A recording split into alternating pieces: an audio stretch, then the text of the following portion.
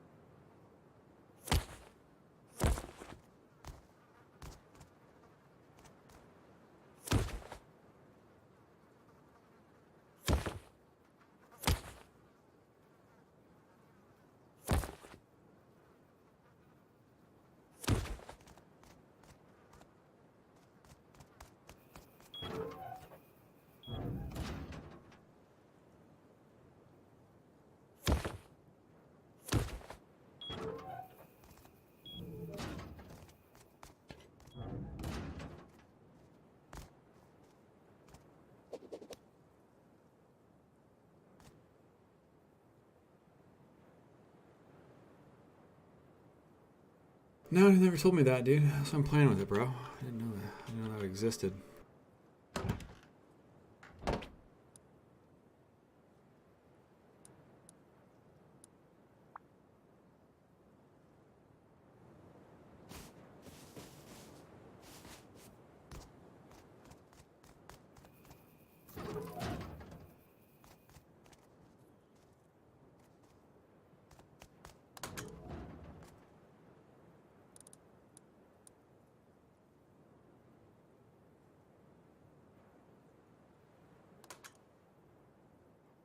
The video that was posted in Discord was a good one, Turbo. Which video?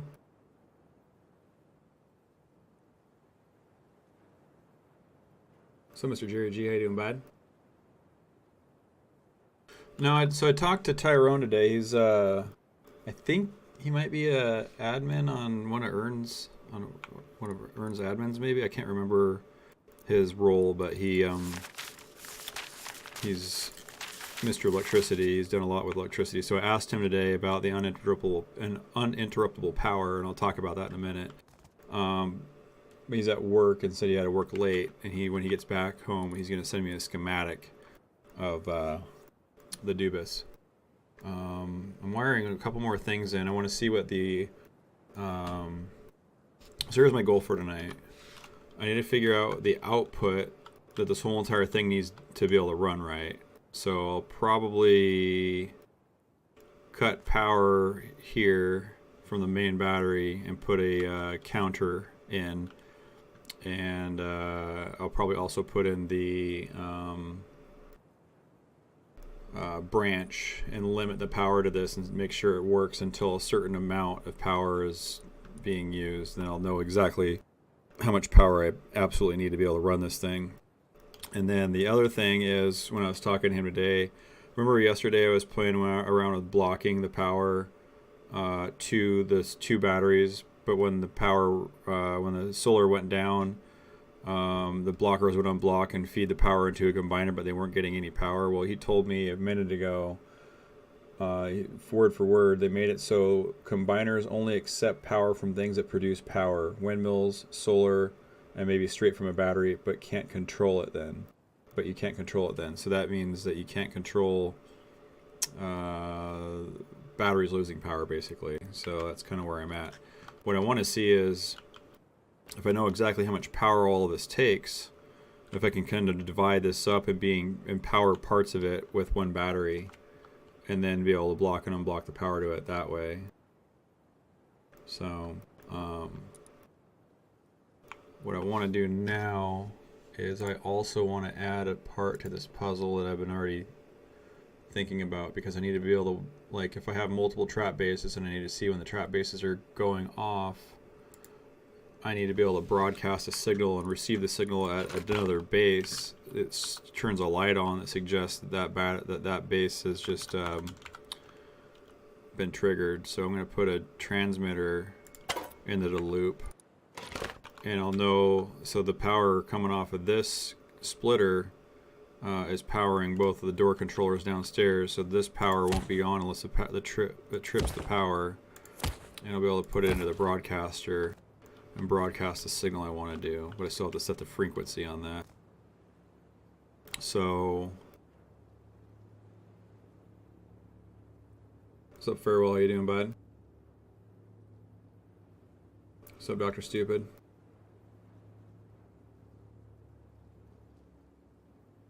So let's see what happens if I... What I gotta do is I have to get the trap to go off, but I want to first do those inline power things I was just talking about. So here's the thing, I just cut the power to this, right? And that door, the entry door, which is being held open, closes when the power is gone. So the issue is I need to keep that door so that when the night cycle happens, I don't lose enough power that door closes and the trap doesn't work anymore. And that's why I need the sustained X amount of power. And that's kind of what I'm trying to do right now. Is I'm gonna, I gotta think of how I want to do this. I want to limit the amount of power going into it.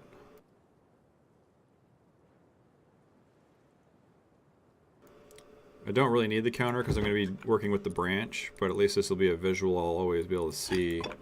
Regardless of what the branch is doing. So we're going to take the power coming out of the battery,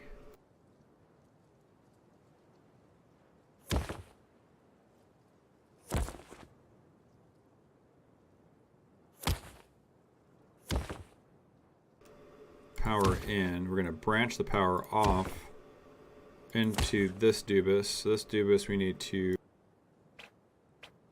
set as a pass-through. Now we're bringing the power into that, but we're limiting it. It's not going to work right now, so we need to set the limit. I'm going to set it to, I don't know. I don't think it's going to work at 10, but we're going to set it to 10. So that just opened the door down there. I'm going to have to. I think to make this easier, I'm going to punch a hole in the wall so I don't have to like fly out of the base every single time. And I'm just going to be able to, that way I can go right downstairs.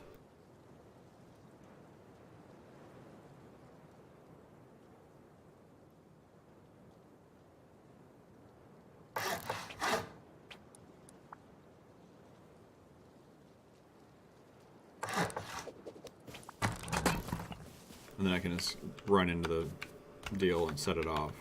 So we got 10 power going in. Our excess power, so we have 100 units of power coming out and into this. So that means with 10 power coming in dedicated to this side, I've got 90 power coming out over here, which I could use for something else. That's part of why this is like so overkill. I don't think I'm gonna be able to run the thing at 10, and that's why I'm already like trying to go to 2 single batteries, which only have a 10 output. So this thing is equal to 10 batteries putting power out at one time. 10 small batteries. So either I need to figure out a way to power part of this with one battery and the other part with another battery so I can split the power up, or Tyrone's going to give me a schematic tonight where I can have uninterrupted power with day-night cycles. So, it's not going to work because I authorized myself back on the cupboard again. I deauthorized myself.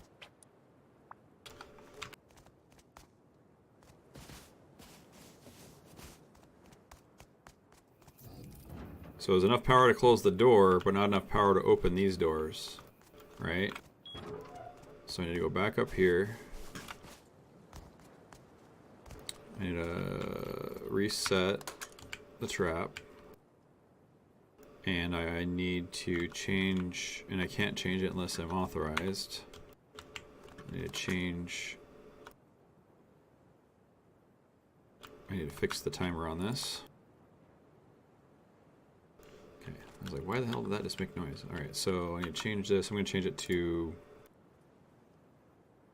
so now I got 12 units of power coming out.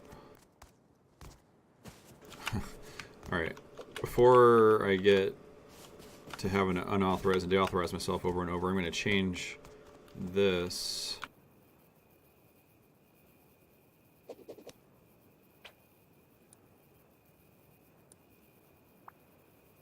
So that, I think that'll fix it. If that fixed it, I should have closed the door.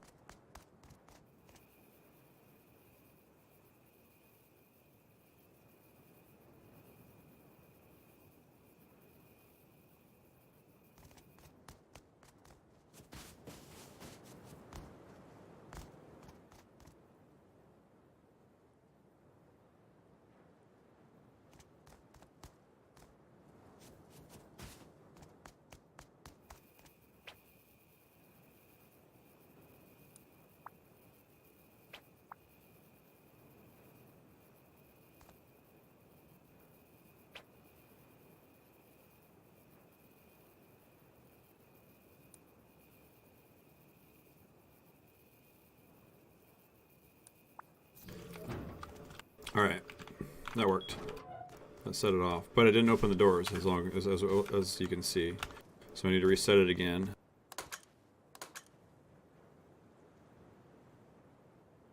Set it to 14.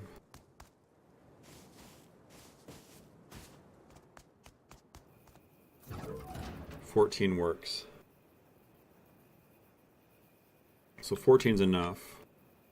But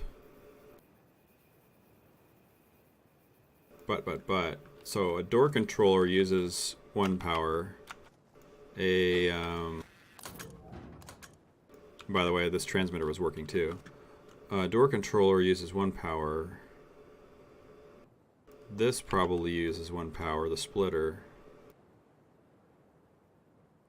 So if I eliminated one door and I changed the layout of the whole base, and if I limited to one door the door controller is controlling, I could take 2 units of power out of this whole thing. I might be able to be close to be running off of 1 battery, but I still think I'll be at 12 units of power. Although this unit and that unit are both taking a power apiece. I think I would still rather have 2 batteries, 2 small batteries, operating this whole thing instead of a large battery, and make sure that I have enough power to be safe to be able to do it. So what I think I would have to do is use 1 battery for this splitter and 1 battery for that splitter.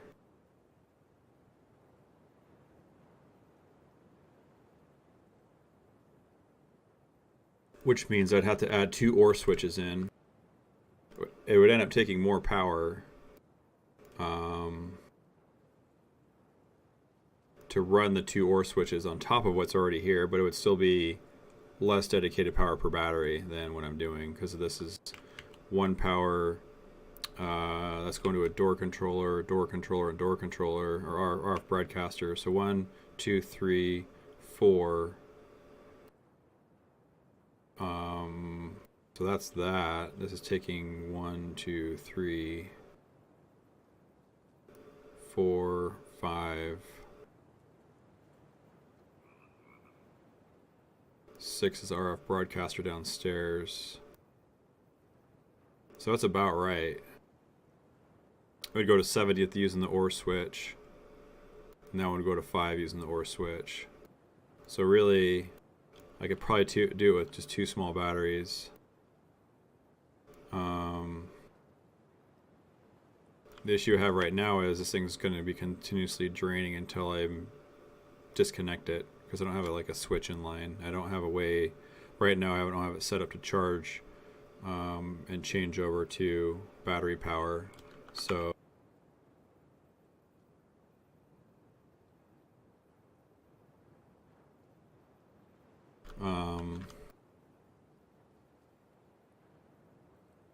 I just wanted to make sure I could get this working and figure out tonight what my required battery was going to be for it. I'm going to go ahead and disconnect. Actually, I'm going to disconnect this here, but I'm going to put a switch in so that I can switch it on and off when I feel like it for now.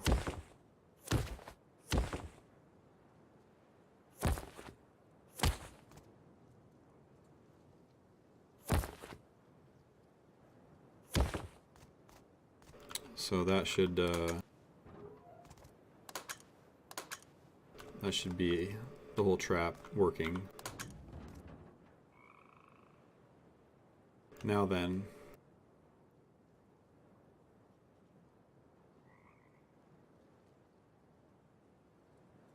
what I'm wondering now, and I might have to try and do this with large batteries before I figure out the whole paralleled small batteries situation, or I can figure out how to run 2 of these things, but I need to figure out how to have uninterrupted power and have it switch over before it drops below 14 units of power so that I never lose power to the whole entire trap. I thought about it a little bit about how I could do it, but I think while this is just sitting here charging and that's doing what it's doing, I'm not going to try and mess up this whole room trying to do the whole thing while standing in here. I think I'm just going to make another platform out here and mess around with some ideas while I'm waiting for Tyrone to maybe get a hold of me with the shenanigan whack that we were talking about earlier today. He said he spent about 3 hours once he figured out how to do this, how to make it work. He spent about 3 hours making it more simplified. But it sounds like obviously he's got a cure to the problem.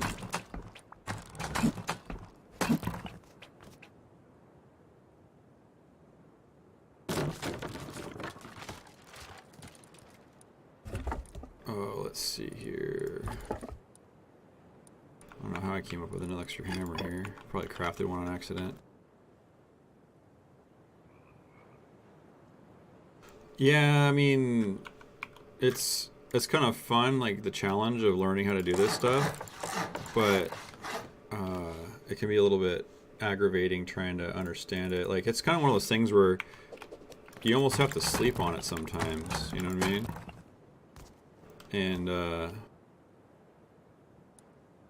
And think about it throughout the day a little bit on and off and try and come up with some deductive reasonings on why the fuck have I got an extra building plan too? I'm gonna have to fire myself. Okay, so let's see. We're just gonna do it with small batteries because that's what we want to have in the end. 2 different batteries, 2 different circuits, 2 different solar panels to charge them. I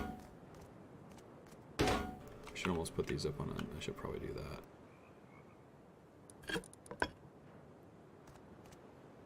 See if we can get enough air here. Oh, almost. Yeah, no, not quite. Do you know that you can actually jump from a sleeping bag if you hit it right to the top of a cupboard? I've seen myself do it.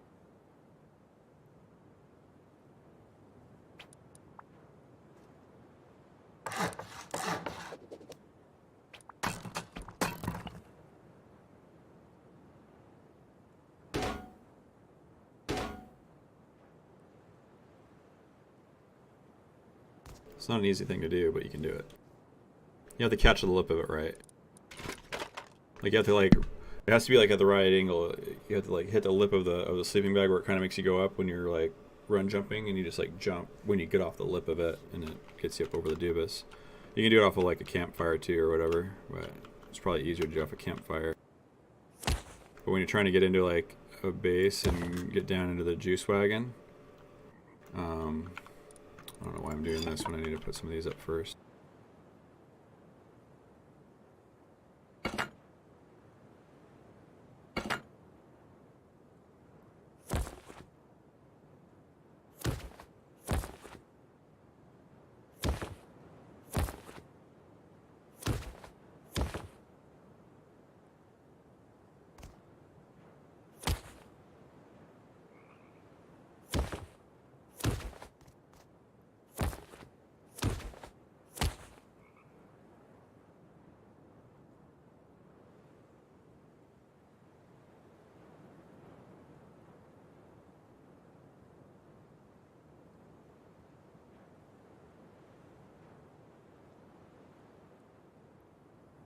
Alright, so we have power coming in, charging the batteries.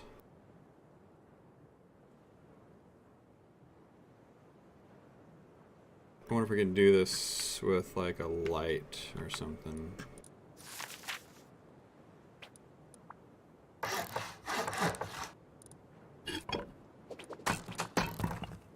Just for a visual.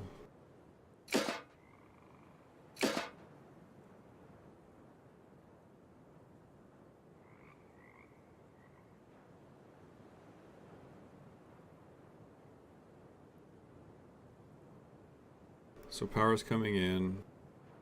So this is what I thought about doing the other day.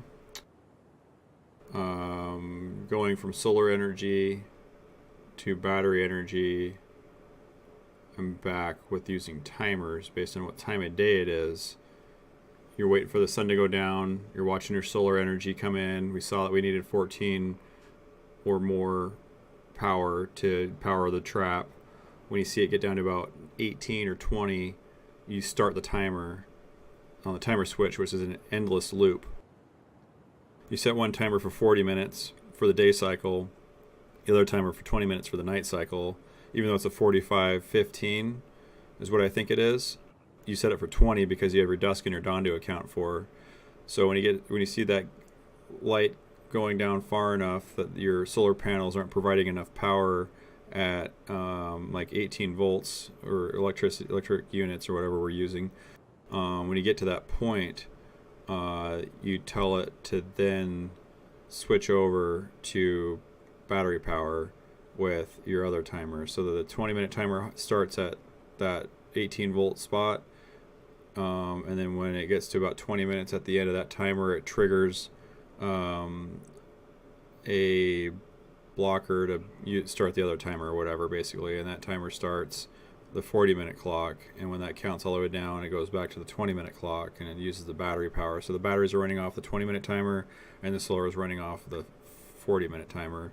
The only issue with that was when I was talking to Jex last night, was that if a server restarts, it could screw up the timers all together, and you have to restart all the timers again. So, and then the other thing is, if I had 4 of these trap bases and all those timers were reset, I'd have to go to each individual base and watch each timer on 4 different night cycle times to get them all in synchronization again and start all over again. So really, that would be a little bit difficult, but hopefully his solution is like some sort of a voltage drop counter.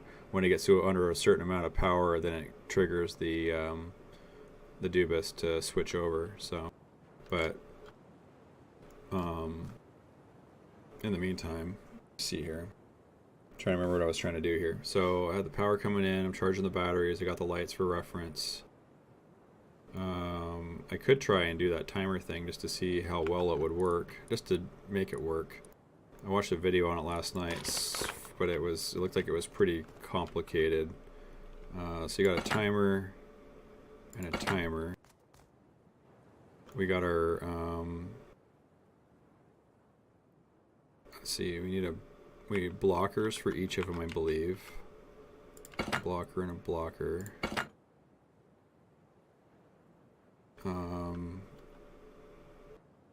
Power, I think each one of these is going to need a splitter because of power coming out. We need to be able to split into each blocker. Let's see, so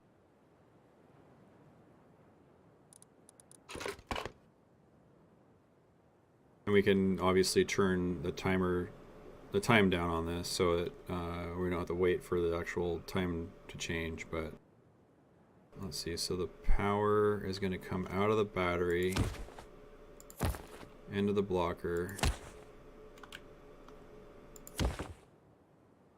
out of the blocker into the timer.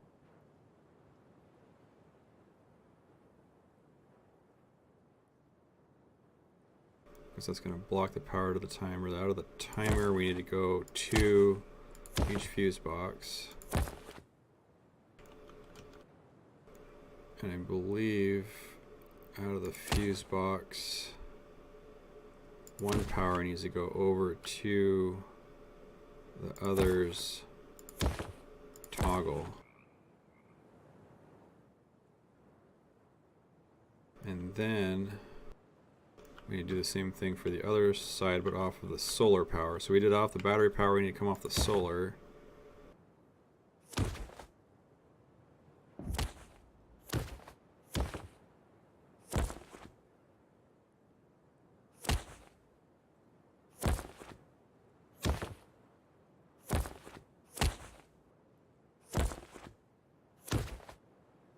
Wait a second.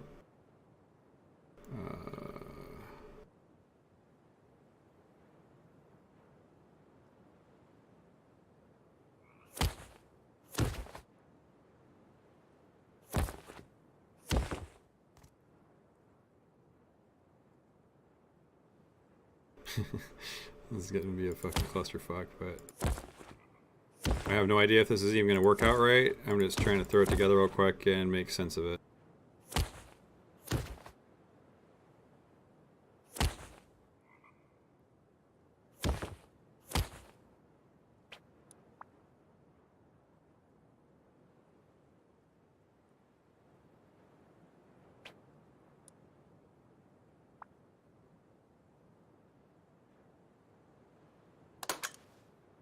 No.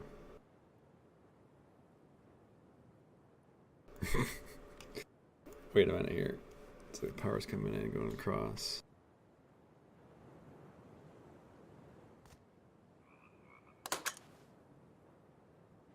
It's not using the timer, though. It's like it's canceling itself back out.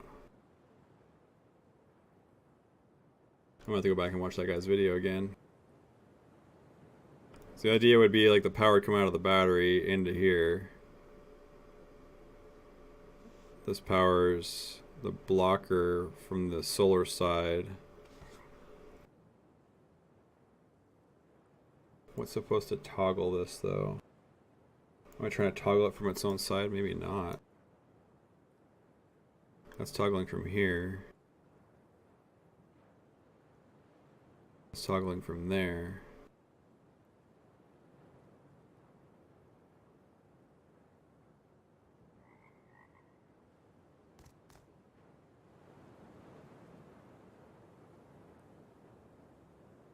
I think the problem is empowering both things and they're both switching back off right away.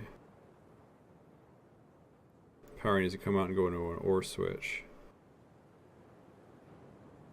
I think that's my problem. Because the power needs to come... We're trying to power one thing from two different deals. So I need to implement an OR switch in here somewhere.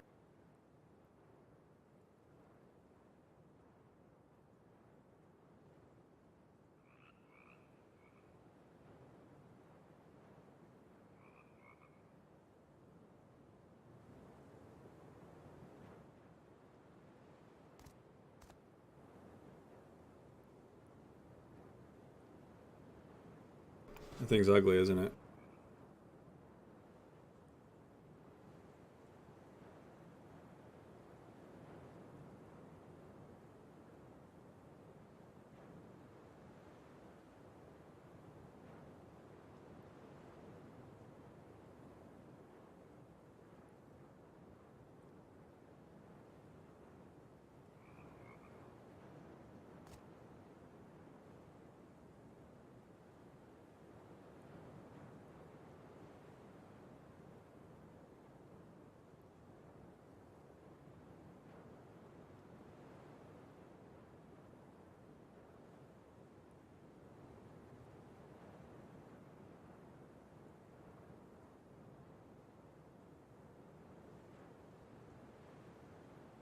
So we need to add the OR switch in here. Let's do that.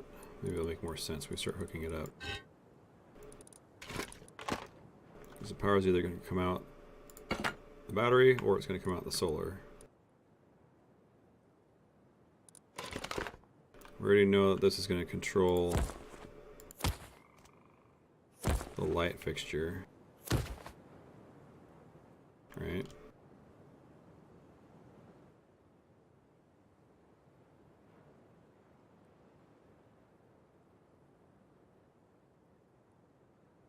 I think what we need to do is, instead of putting these splitters in, we need to have branches.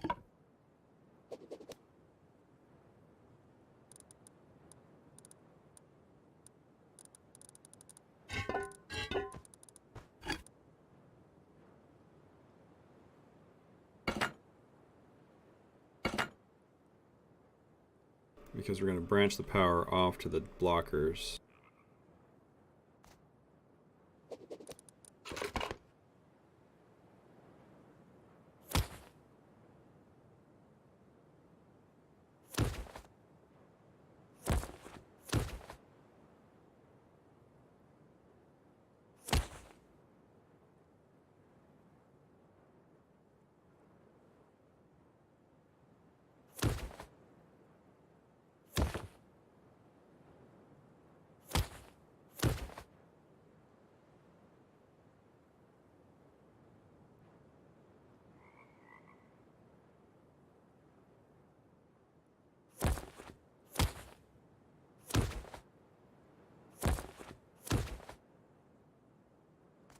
And these are already configured at 2, so they're good.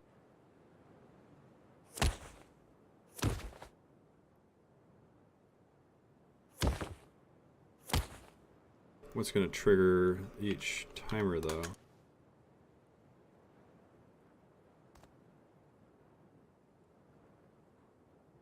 So that works, because that's gaining power now.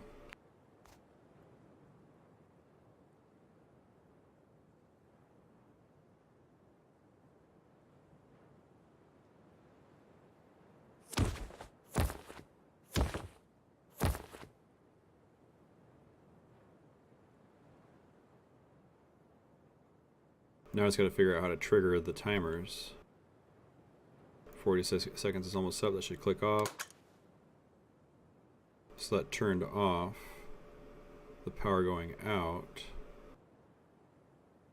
We should unblock the blocker. So maybe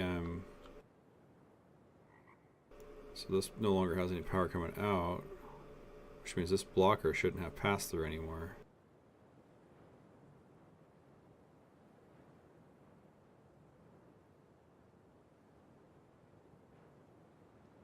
But how do I trigger the timers?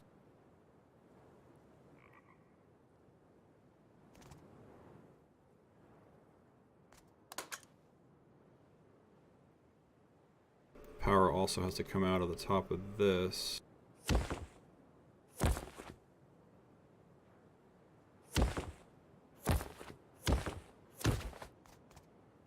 We turned our lights on.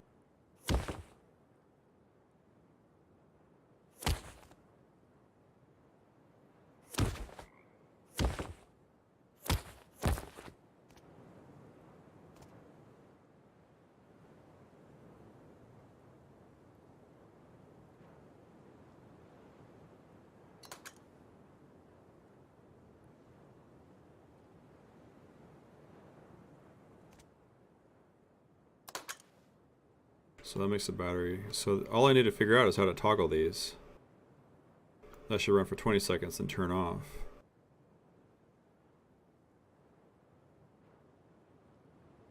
It's almost like I have to add one more branch in to trigger each timer.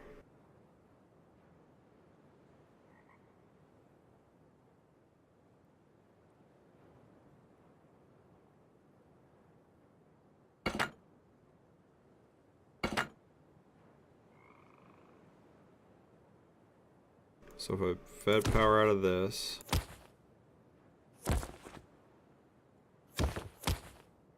we know that this power needs to go to our and/or switch.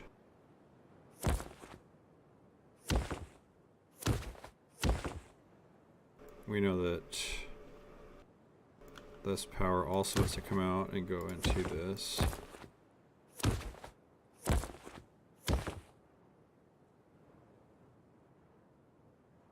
That power has to come out and go into our and/or switch.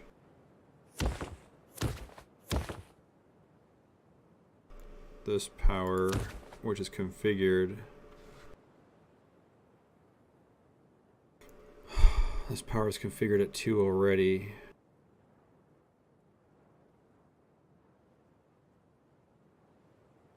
I need a toggle.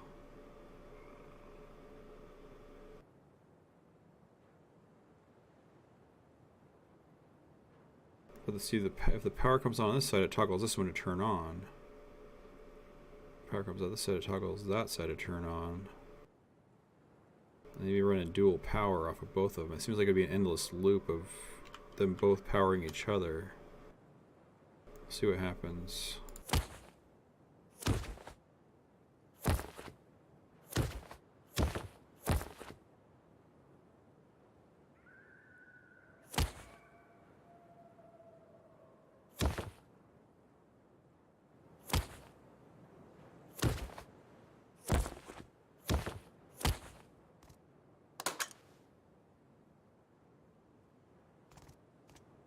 That's all, and the timer's running. I got power here, but nothing coming out.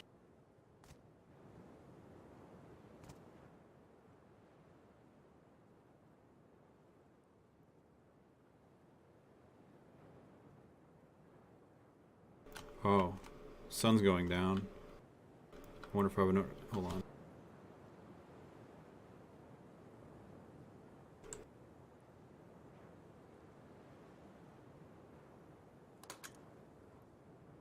Set the time back. I'll toggle it on again. See if that was a difference. Can I not toggle it on? Toggle on that side instead. How's that sound? This will be a 20-second timer.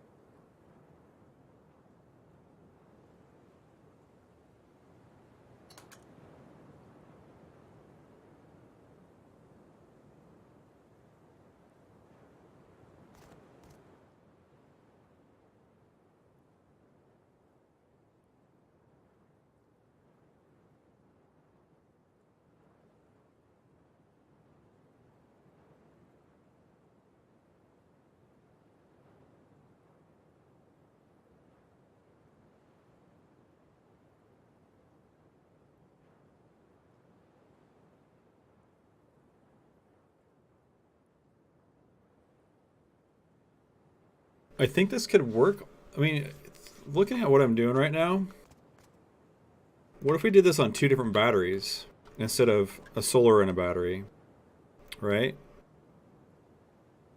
We could say every 15 minutes, have it just change which battery it's powered from back and forth. Both batteries are being charged by solar panels, but it's just flip-flopping back and forth, right?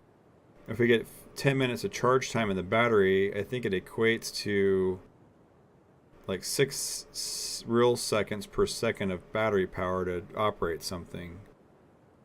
So to me, we'd be able to overcome the problem by just telling it to charge one battery and then flop over every 15 minutes.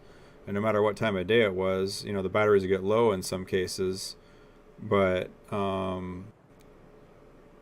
or have it do it every 10 minutes or something like that. But during the day, one of them's always going to get charged or whatever. So that might be a way to do it.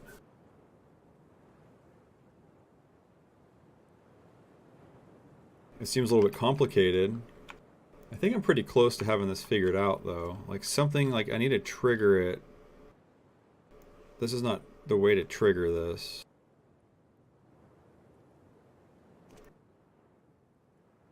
See, I'm losing power right now, even though I'm not running anything, because this blocker is not blocking anymore because it doesn't have power coming out past the switch. I need to somehow have power coming from one while it's running, blocking the other's power. I'm close, but I'm not quite there. Alright, well, I keep trying to record this video, but I keep having client issues, so maybe I'll get lucky this time. I think I watched this video It's last appropriate, night. though, because the topic I'd like to cover here is timers and how they can be a little bit buggy. At least I would call these bugs, but these may be design behaviors. You can decide. I am going to submit one of these to Facepunch as a bug and see what they think about it. No, that's not it. I need to figure out how to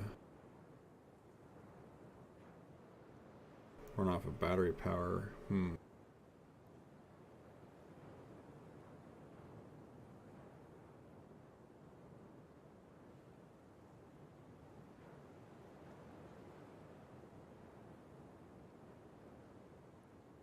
Oh, this is a big pain in the eye fuck, you know what I'm saying? The mind fuck.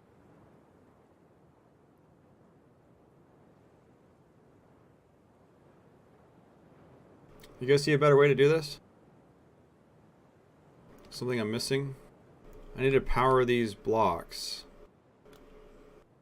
Like this one needs to power that, while this one's powered. Or vice versa. Vice versa.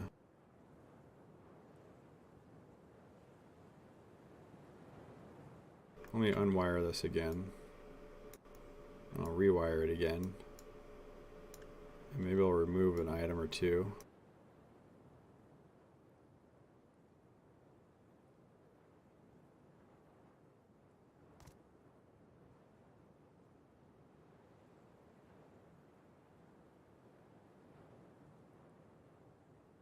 Alright. If this one is on, I need to block power to that. Right? So we need a branch.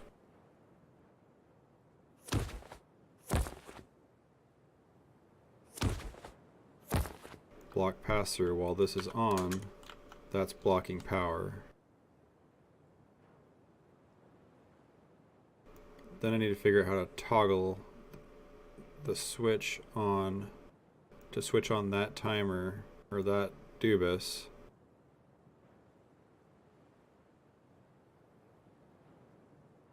When it's over with, when the timer runs out, I need to toggle that on.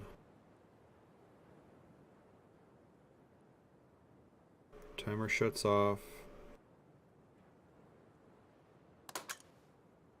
Toggle this. If there's no power on this side, how do I toggle that? If I'm blocking power while this is on,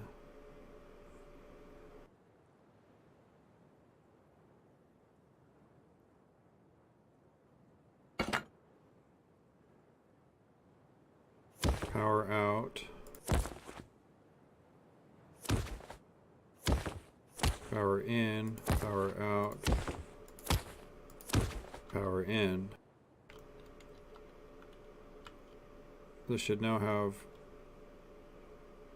almost power. Okay. So I'm blocking the power to this while this is running, so I need to run power.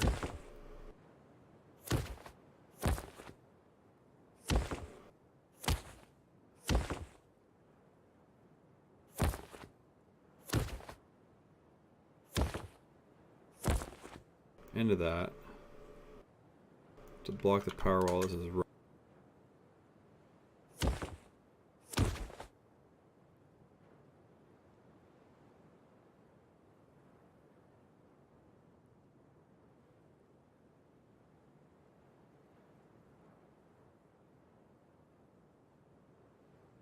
Battery is charging. Timer is running. I should probably set the timer on this a little bit lower. What's up, Buster?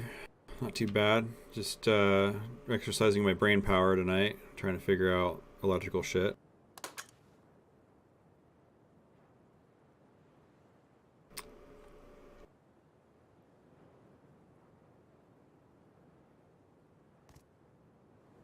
I feel like I'm going to reset this up, get rid of this battery, move the ore switch, make myself some more room. And now that I'm kind of having a better understanding of how I need to make this work,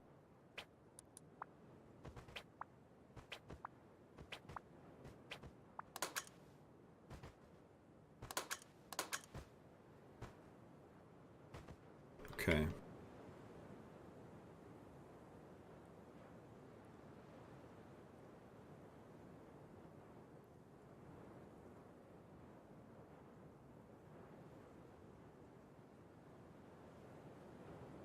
Let's get rid of some junk on the inventory here. Kind of done building for a minute. Get rid of that shit. Get out of my way.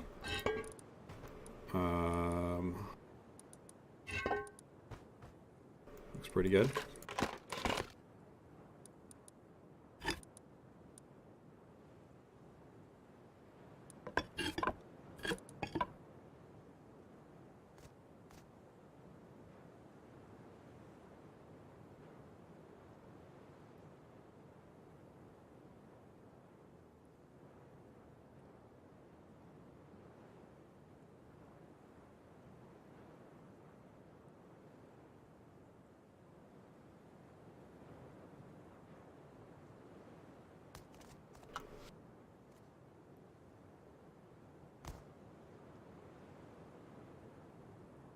I'm going to change this up a little bit. I'm actually going to get some dedicated power so there's nothing that has anything to do with the power problem. But I still think I want to try and do this with small batteries. I was kind of concerned a second ago if that wasn't the right time of day, I wouldn't have enough power from solar to make this work. So I'm going to make the dedicated windmill power, and I can't remember where the hell they put it.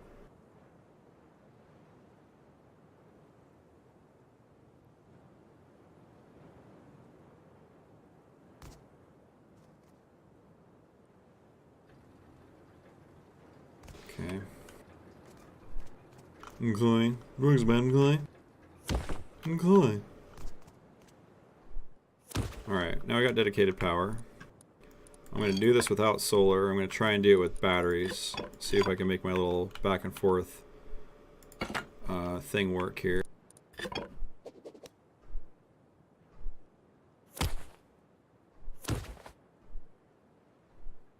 This way I have plenty of power to do what I want to do with the thing I want to do with, you know what I'm saying?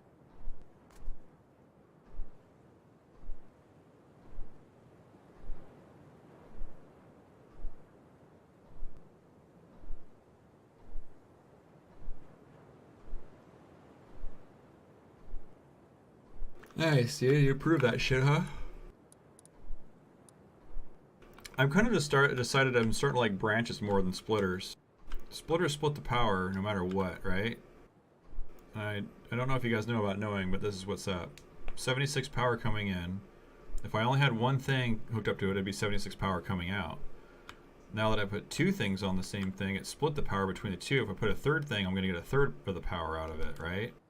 So this kind of starts becoming inefficient. Once you start splitting it, you're going to have enough voltage drop that you're not going to be able to get where you want at the end. Where a branch, you can just split off the little bit of power you want. .com. So, and then the other side of it's just whatever's left over. So we know we needed 2 timers. I'm going to go up high and down low and try and keep this separate by going one circuit this way and the other circuit this way. So it doesn't get too complicated and our wires don't start overlapping each other on each circuit. So let's see. We know we need to block the power at the battery, because if we don't block the power at the battery, our batteries are going to start discharging.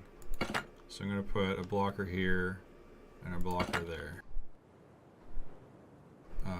We know that our battery power has to go into the blocker and come out of the blocker to go to each thing. So power out, power in. You want what I think I might do just to keep the batteries charged is we're gonna go with, because as soon as we hook these things up to the blockers and nothing's blocking them, we need to we're gonna start losing battery power regardless of how much the Dubus is putting out. So let me move these over just a little bit. We're gonna put the blockers in, and then we're gonna need to put the switches in before that. So let's put the switches in here.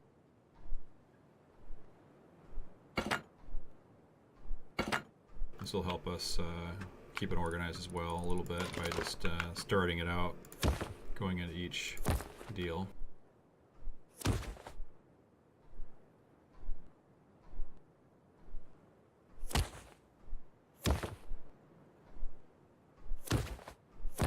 Okay, so we got circuit 1, circuit 2.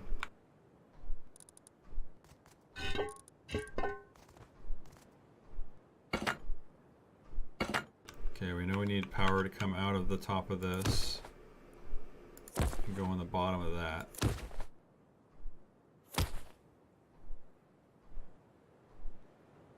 I'm going to do this. Try and keep this as organized as possible so it makes enough sense I can look at it from standing back.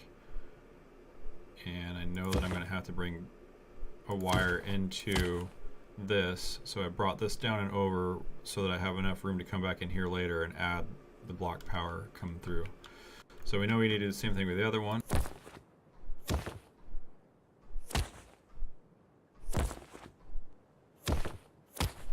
Right? So now we have our blocked power.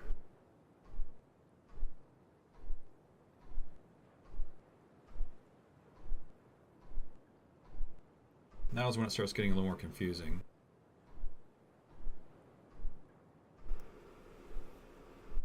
When this circuit's on, we want that circuit to be off.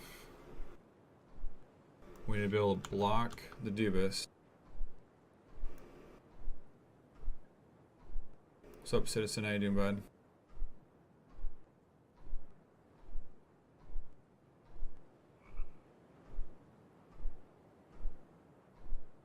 Some very gifting people around here, you know what I'm saying? So, let's see.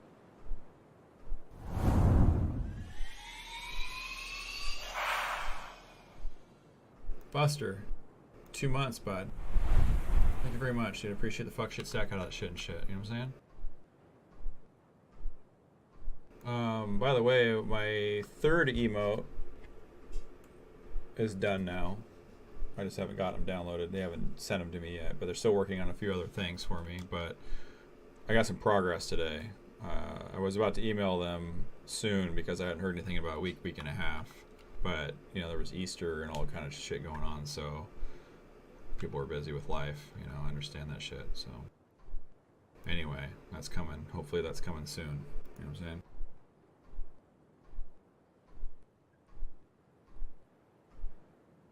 Fucking B, bro. Fucking B. It's got more holes. Zen Archer, 11 months. Fucking some back-to-back shebang whack tonight, buds. Thank you very much for that support, dude. Appreciate the fuck out of that, you know?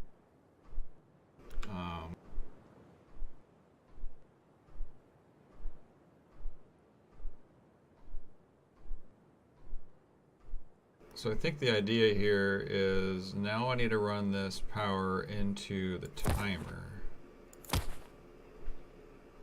And I'm kind of winging it here. I'm kind of guessing at this. Because the timer, if this is powered, I need to be providing power to the blocker while this timer is on. And vice versa. So I'm going to go ahead and wire this one the same.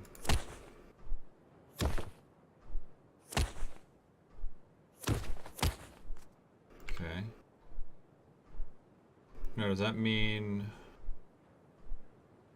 I think that means now I need to use a branch, because I need to be able to branch the power out and into the blockers. So I'm going to put this down the line.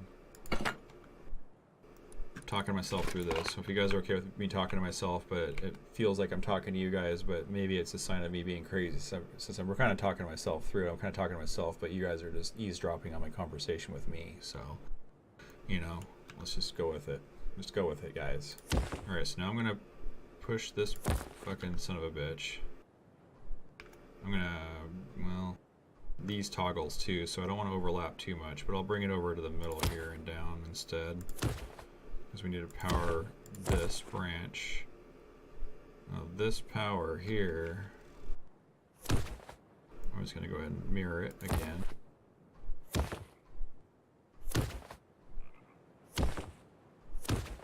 Okay.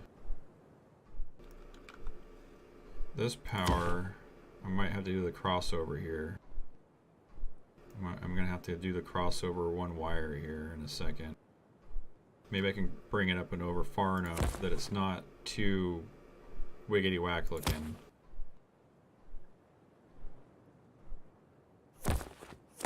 Right?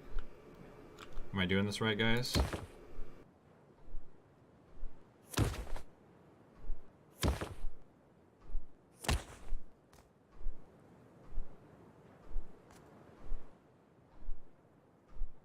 Just taking, just talking when you're trying to keep up. Okay. Talk things out sometimes help. I know you're making me drink more, so I'm loving it. All right, perfect, dude. Let's just fucking keep it going. All right, let's keep it going, guys. All right.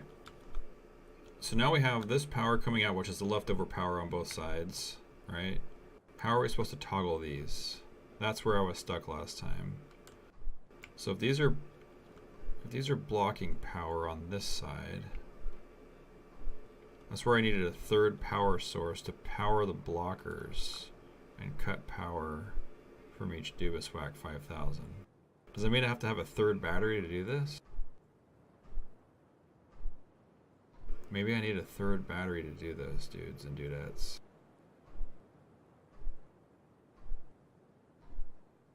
I almost feel like I need power outside of these two circuits in order to block I need to be powering the blockers, and one's powering one and the other one's powering the other.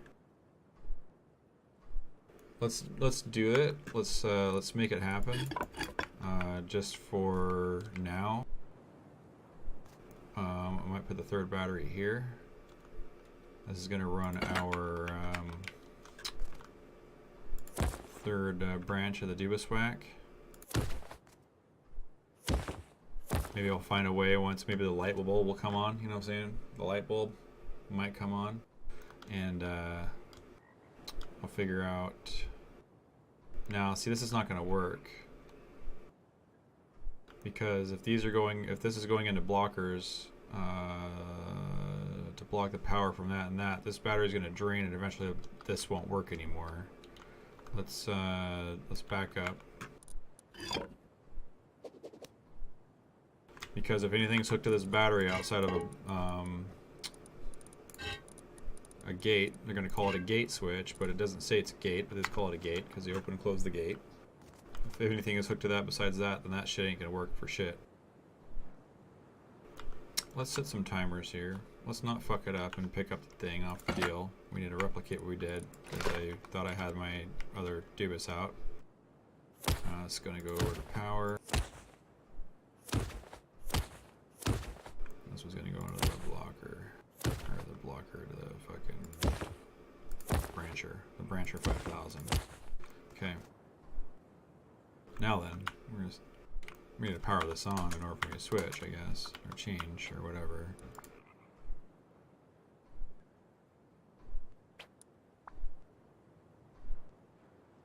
Okay.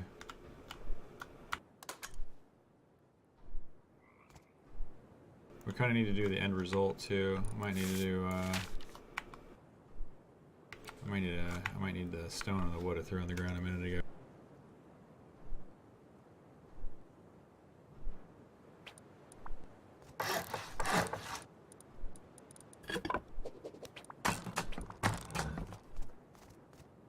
All right, so we need the ore switch down here.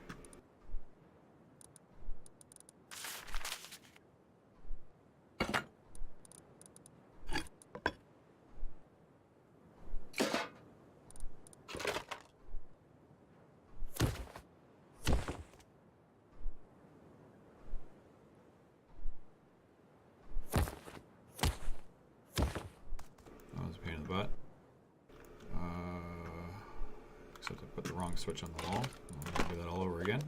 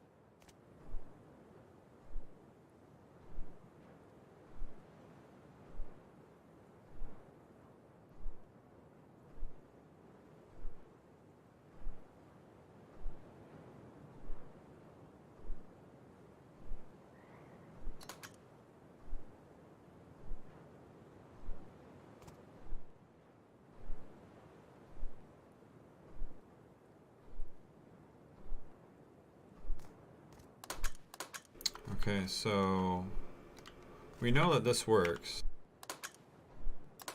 See, it works on both sides. It's allowing the power through, but I need to figure out how to toggle the timer. So if we're always draining power, as long as the switch is on, this is blocking the consumption, right? So we're recharging on both. That's actually discharging still because stuff.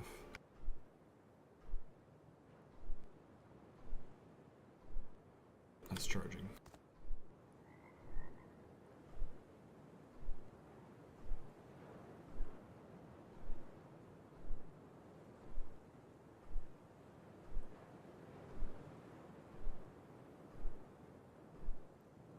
So this branch supplies power to this blocker. While this circuit is on and this is powered, this should be blocking the power to go past the blocker, which means that this circuit should be charging.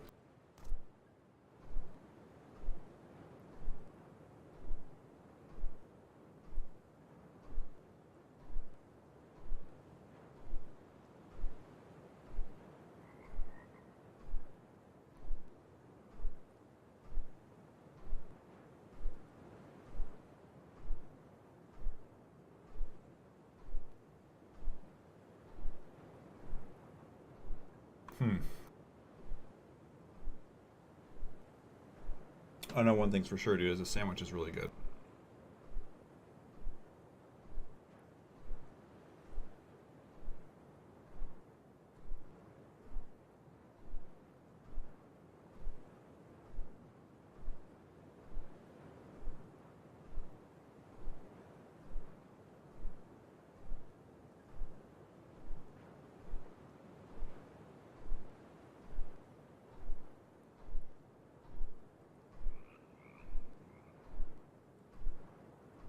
Oh boy, Dr. Stupid.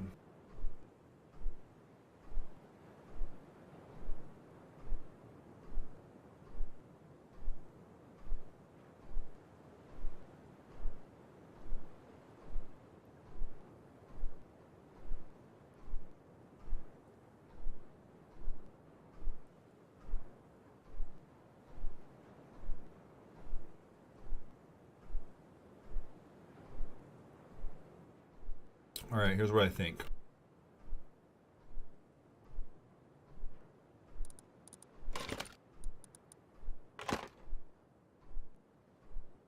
I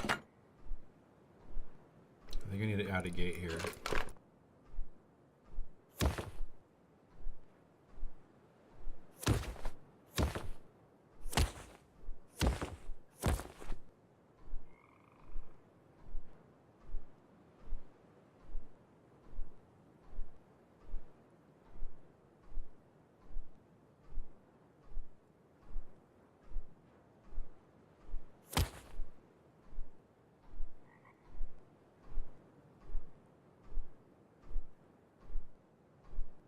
That doesn't make sense though.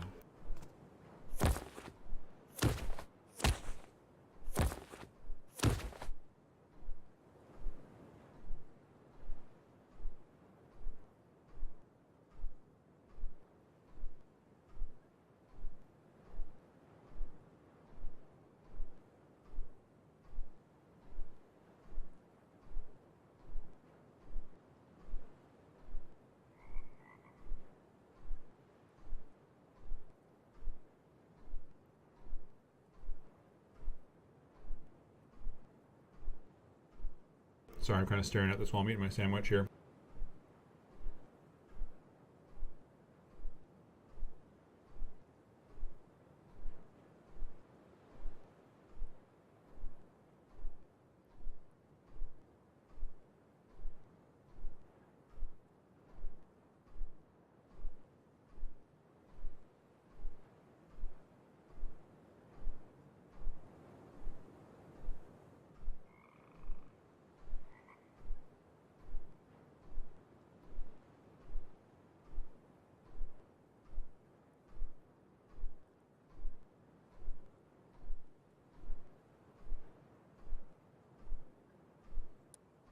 I think this is going to get really fucking messy here soon.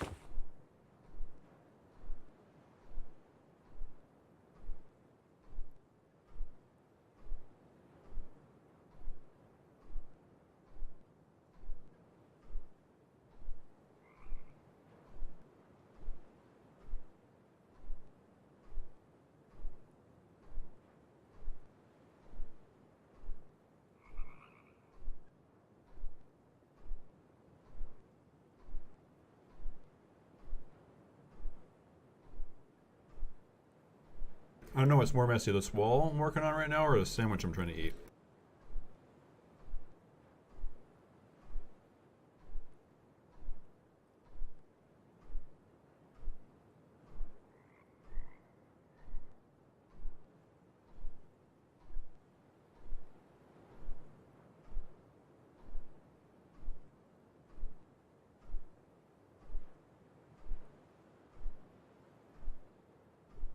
That other video you never used a blocker?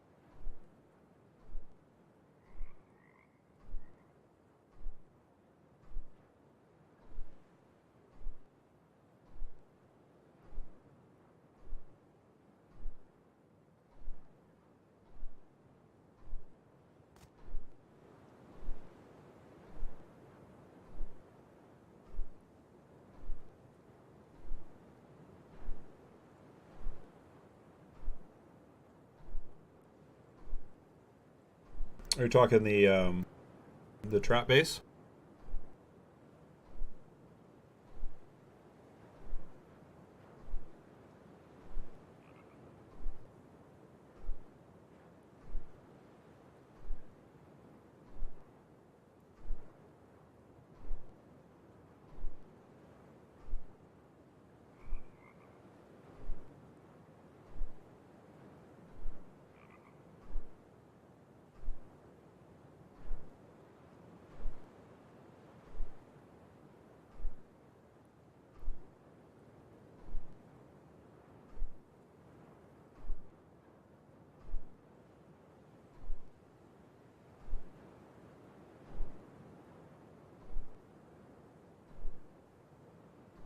Yeah, no, this is I mean, this works.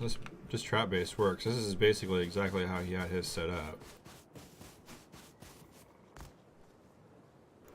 I mean, I can make this shit happen. See?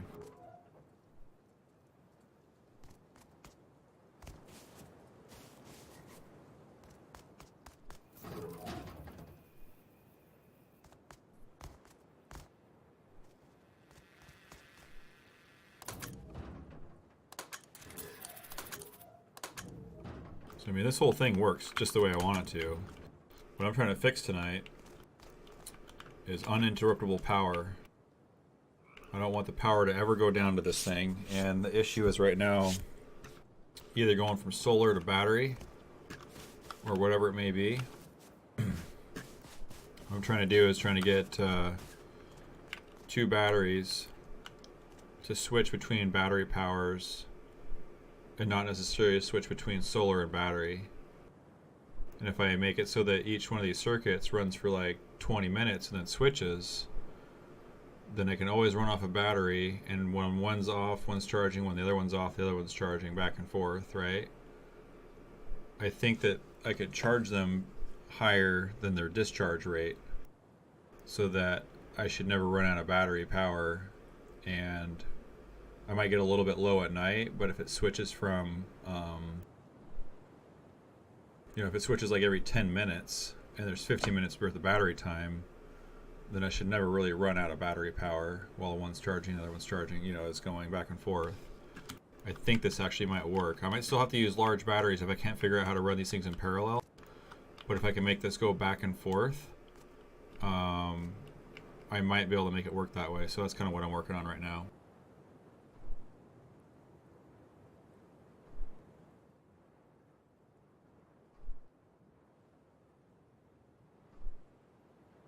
I almost figured I feel like I need to spread this out a little bit further and make it a little bit less confusing still. I think I'm adding more pieces into the middle of this, having started a different way. This might look a little jumbled up, and I might recreate it on the other side or something like that in a minute with it a little more spread out, and then I'm going to have to document how I do this, but I think that what I need to do is I need to be able to trigger the timer. Once I figure out how to trigger these timers on both circuits, I think I'm going to be solid. And then I'm going to actually have to test it out. But this thing's decaying too, whatever. Okay, so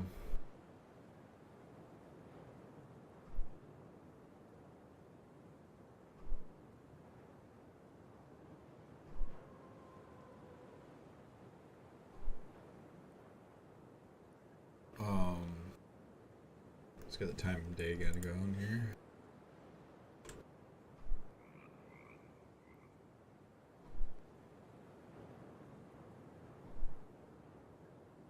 Got a couple other players on the server now, so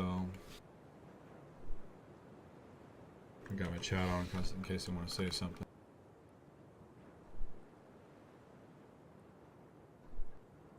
Okay, so let's see.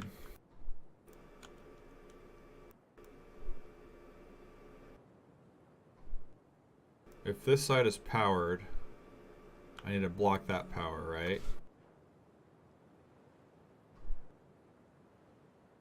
I almost feel like I need to add one more branch in here.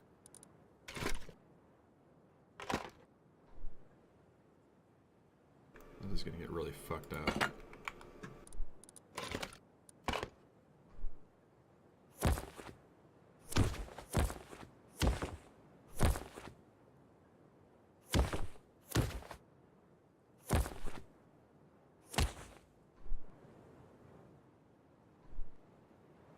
See how this works.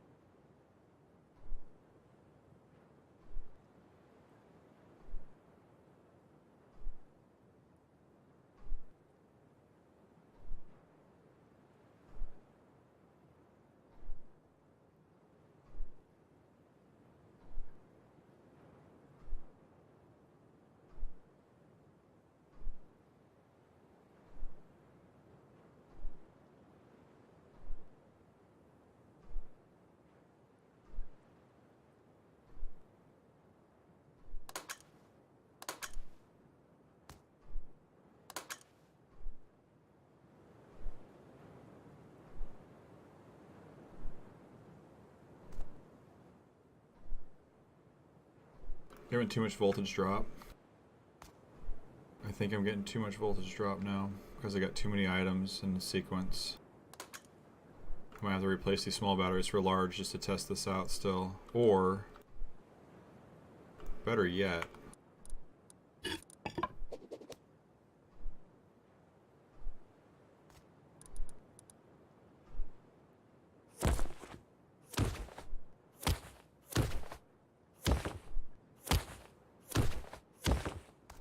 we're going to run direct power in because it's a windmill. We're just going to keep on testing this way for a minute. That's why that bottom one wasn't working. It was using too much voltage by the time it got to it.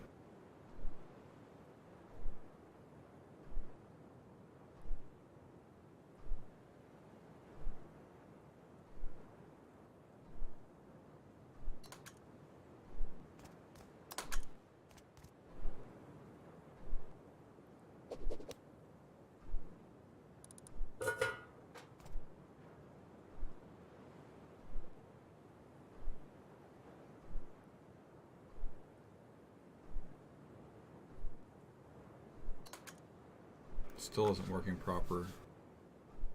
Just gonna see if I can make one side work and then the other side take over, and then all I'd have to do is wire it back the other way. The same thing I just did here, but do it to the bottom.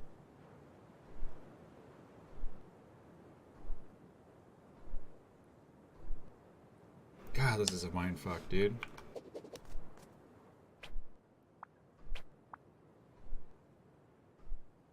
Let's make it back to simple again for a minute here.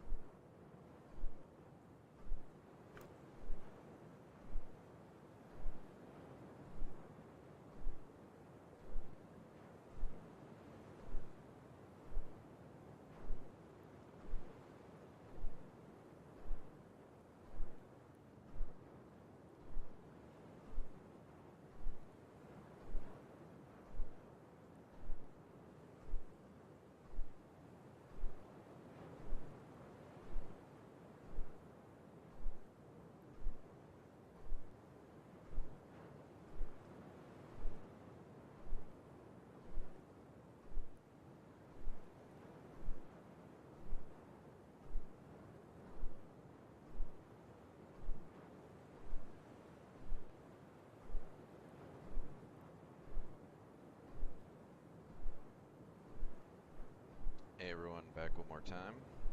Got a specific question to answer tonight, and that is, if you have a power load in your base that exceeds 100 units, which is the maximum output of one of these batteries, large batteries, how do you provide battery backup to your base? Here's the problem. You can't take two batteries, I'll use small ones as a demonstration here, and combine them through a root combiner and still be able to charge them, because if I plug these batteries into this root combiner, ta-da! You get 20 units of power out, 10 from each, just like you'd expect.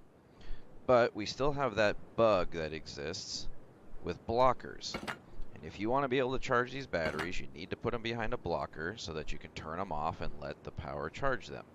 But if you put a blocker between the source and the combiner, boom, does not work. We still have this bug, and I'm certain it's a bug now, that if you have any devices between your power source and your combiner, the combiner doesn't work. You can combine combiners all you want to aggregate one big power source, but with this current bug, you can't put anything in between, which means combining batteries and being able to turn them on and off as a backup is not going to work. So, to answer the question, how do you do battery backup for a power load over 100 units? Well, you don't. you split your load. So this is an example of how you can make battery backup work in that situation. Imagine that you had a workload of 60 units on each of your circuits. So rather than having a 120 unit workload, Can't find that guy's dupe.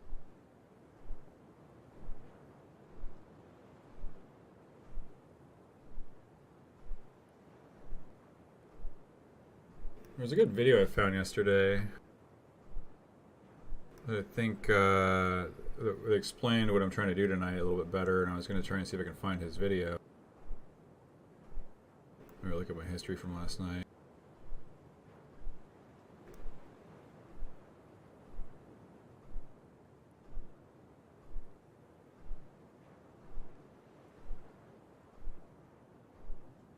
all right, well, Maybe back this is again it. for a second time today, and I was asked the question whether or not you could use timers instead of a solar panel as a day-night or dusk-dawn trigger. And the answer is yes, and in fact, this type of setup can be used for any variety of purposes where you want to have a certain period of time that your power is on, and then a certain period of time that your power is off. So you'll see on the wall here I have 2 timers and a bunch of other garbage, and I'll explain how this works. But the idea is one of these is the on timer, and one of these is the off timer, and they cause each other to cycle on and off. If you wanted to use this for lighting at night, you'd have to put in the number of seconds for night in the on timer and the number of seconds for day in the off timer, which varies by the configuration of server you're on. So good luck figuring out the exact number of seconds for day and night on your server. I guess it's possible, but screw that. But there's other great purposes for this, like having a timer that maybe opens a door.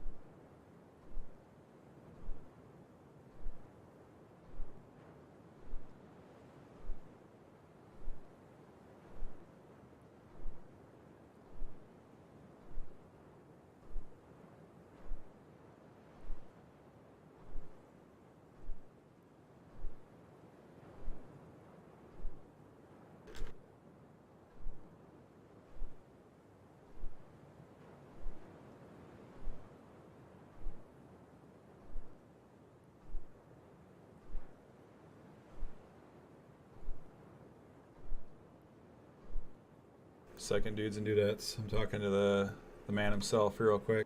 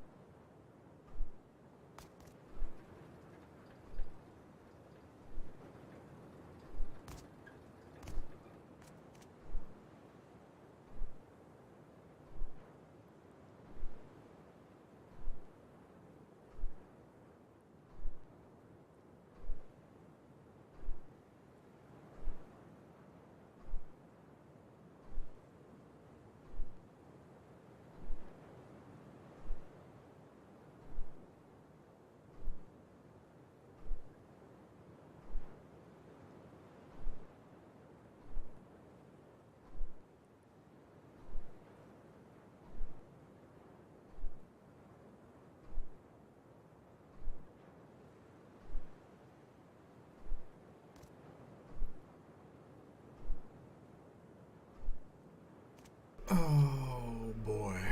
Oh shit. Okay. Where am I at? I'm here. That's where I'm at. That's where I'm at right now.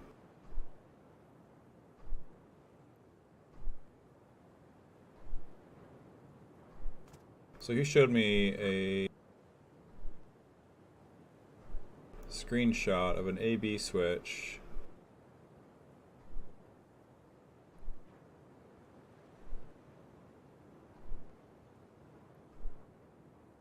with a lot of crazy shit happening.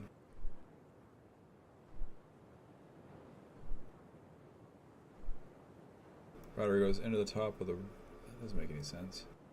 Am I looking at that wrong?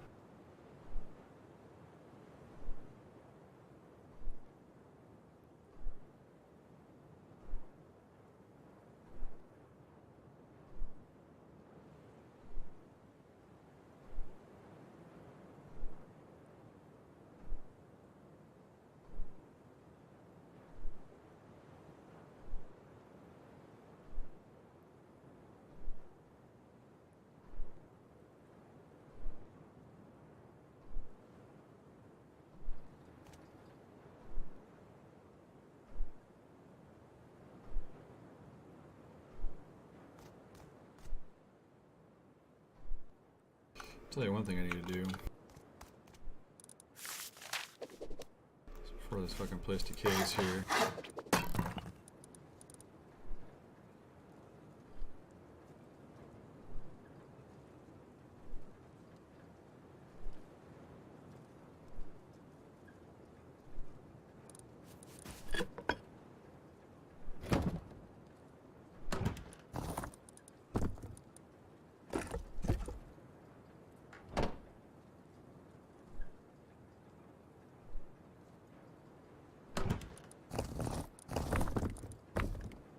Should be good for about 7 days.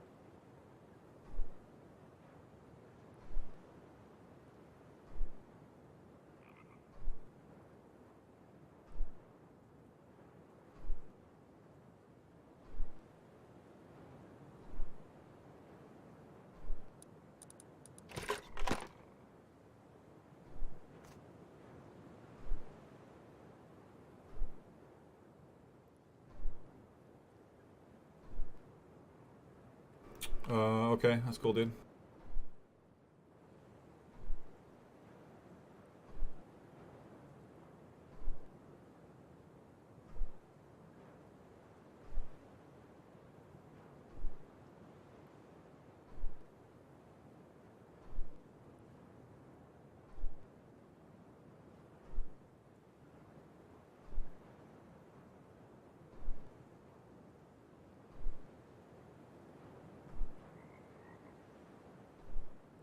Well, while you're coming in game, this is what I was trying to do. This is a mock-up of, like, I'm going to call this battery 1, battery 2, right? I'm just running it on a windmill right now because I'm just trying to get it to work right? So if I had battery 1 and battery 2... Whoa, shit falling from the sky over there, bud. Battery 1 and battery 2, if I cycle these to run at 10 minutes apiece... And while we have like solar on the roof, right? One battery is being charged while one of these is running the cycle to run the power to the Dubaswak, right? And then after that 10-minute timer is up, it triggers the other timer to open up and start the... oh boy, here it comes. The other timer starts the other circuit, and the battery starts charging up from that one, and the other circuit starts running the lights instead, which would be basically what's going on with my trap base. I was thinking about having 2 battery banks, basically, one and they just cycle between each other. One takes turns charging and running the circuit, and the other one flips flops after like a 10-minute period or whatever. I'll come over and watch what you're doing real quick though, because this is what I was trying to figure out with the shebang thing.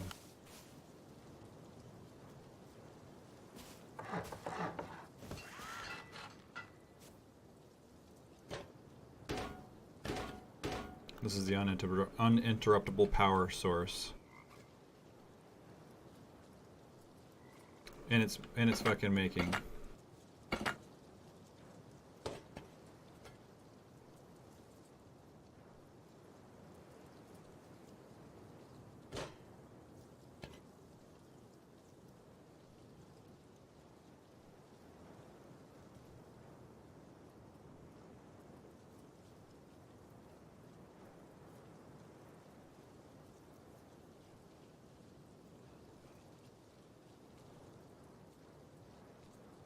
So we have 3 solar panels feeding into 2 combiners.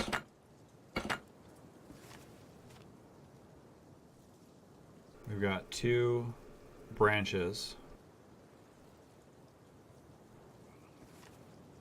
That are spread out.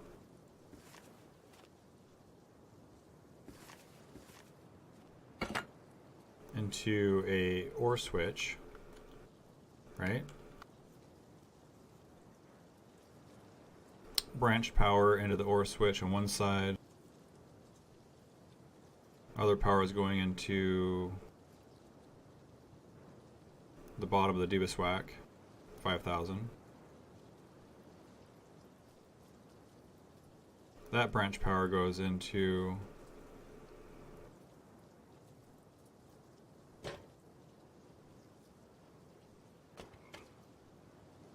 the OR switch.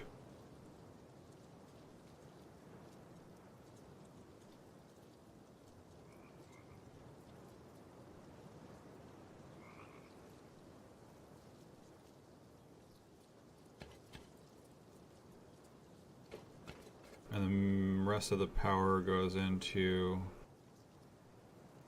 the battery. Then we throw another branch up, a blocker,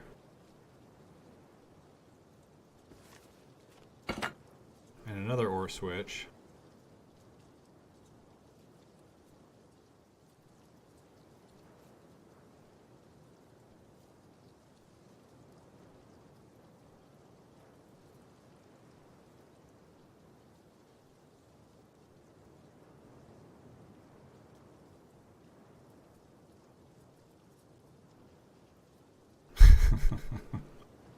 It's getting a little ridiculous, bro. Let's see here. And that's voila, huh?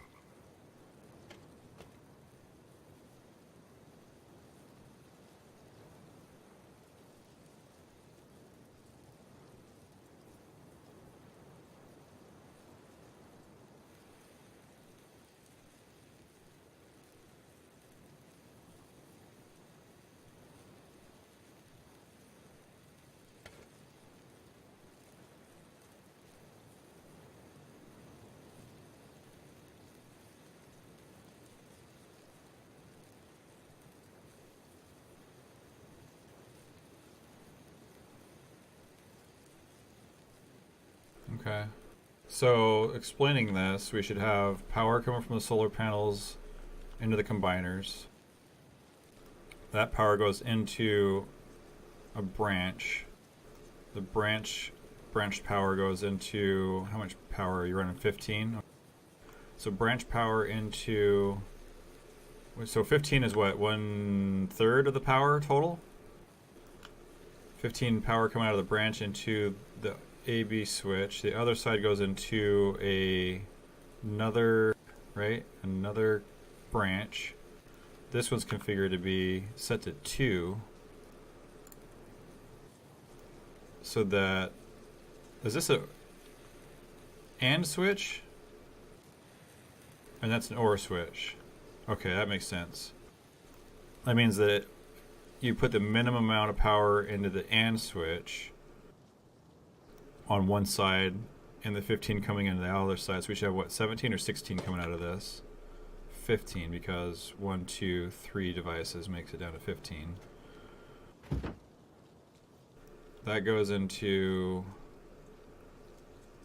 I'm trying to understand the reasoning behind the AND switch.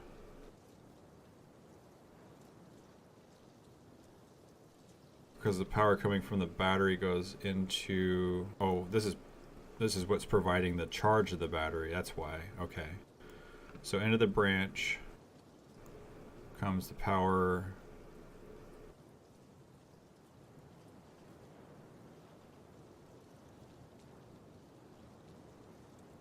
Why do it like this instead of just running the power out of this side of the branch directly into the battery? This seems like it's redundant almost. Oh, I guess you have to split the power off to go into another branch.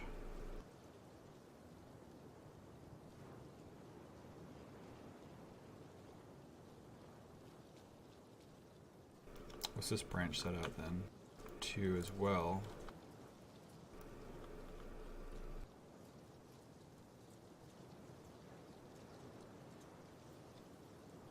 Because that branch is running the blocker. Okay. That blocker blocks the power from one side or the other.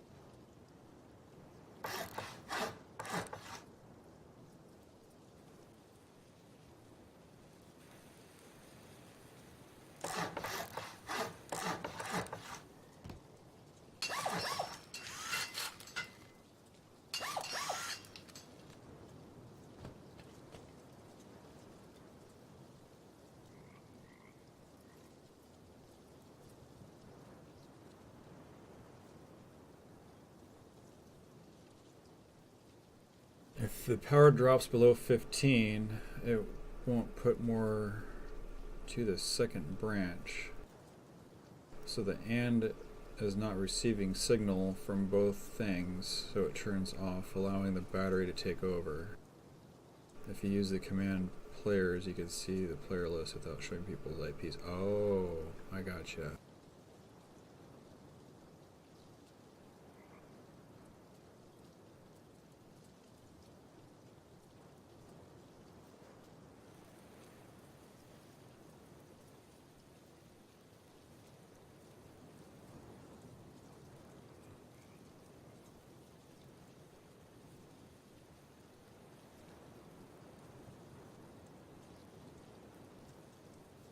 See, the thing is, I haven't played around with some of these things enough to understand how everything works yet. I know how a blocker works, I know how a branch works, I know how a combiner works. I've used the OR switch, but I haven't used the AND switch much. How are you just picking 15 randomly, or is that can you change that variable, or what's the idea behind that? Like, I don't know why, I don't understand why the 15, that number depends on how much your circuit requires. So my circuit requires 14.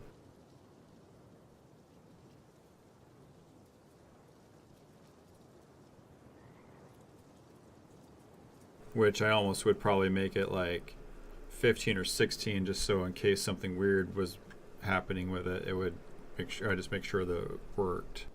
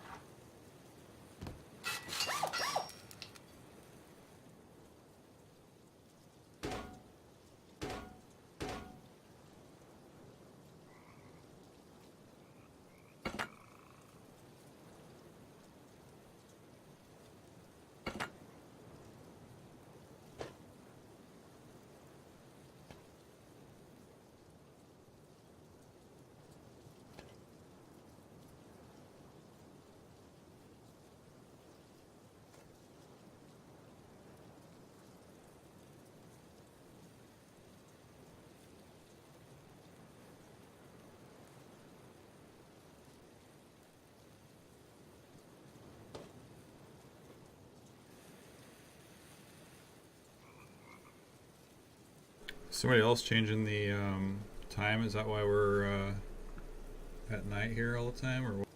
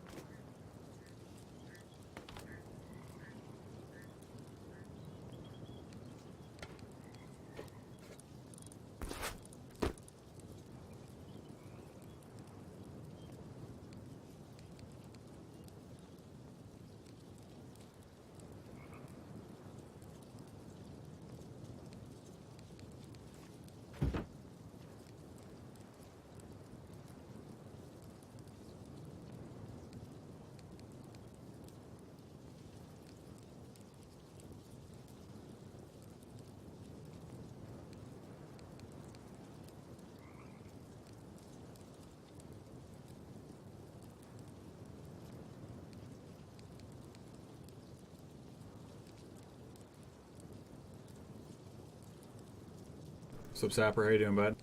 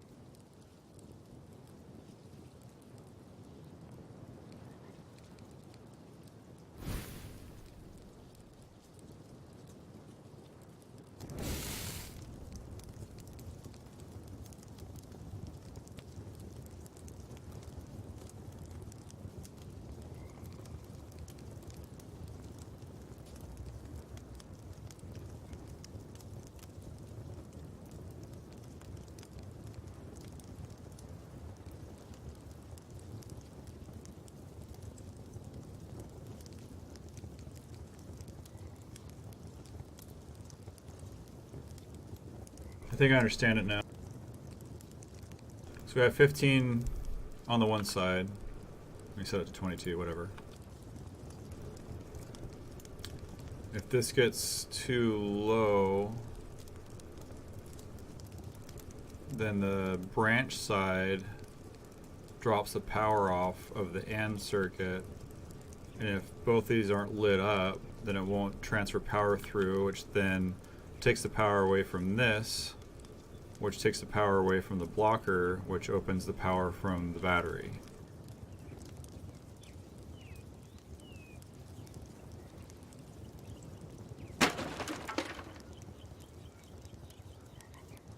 Still trying to understand 22 out into this.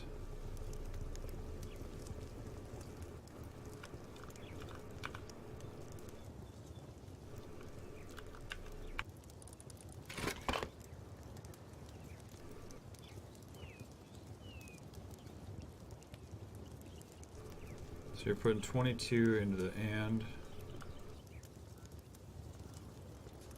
And you're putting 2 into the other side, right? Yeah. So we have that being powered with all that power.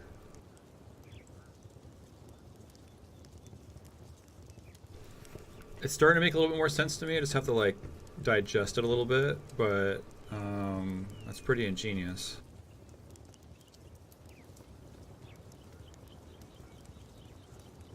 Branch one power into one side, one do it, and the branch the other power on the other side of it.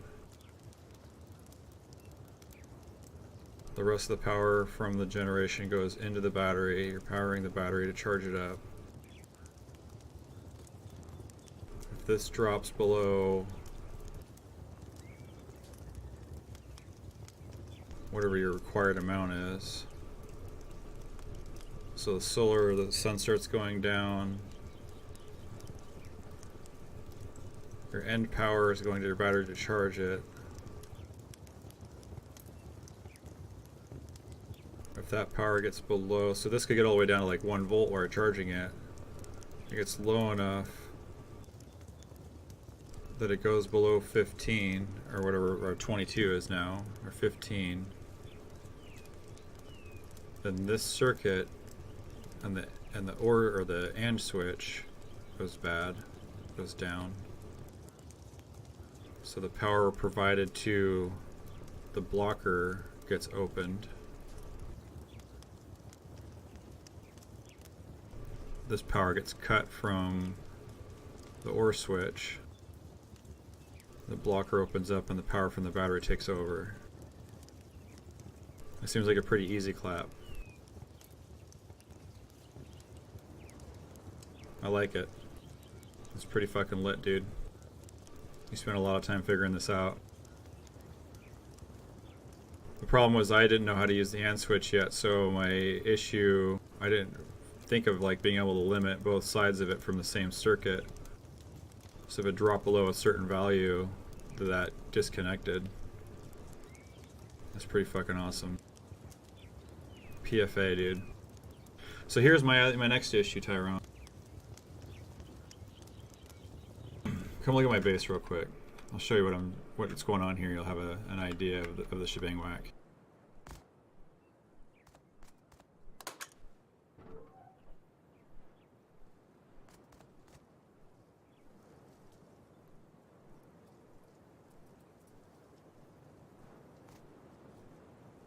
So basically what I'm doing is I'm going to create 4 of these bases on a vanilla server.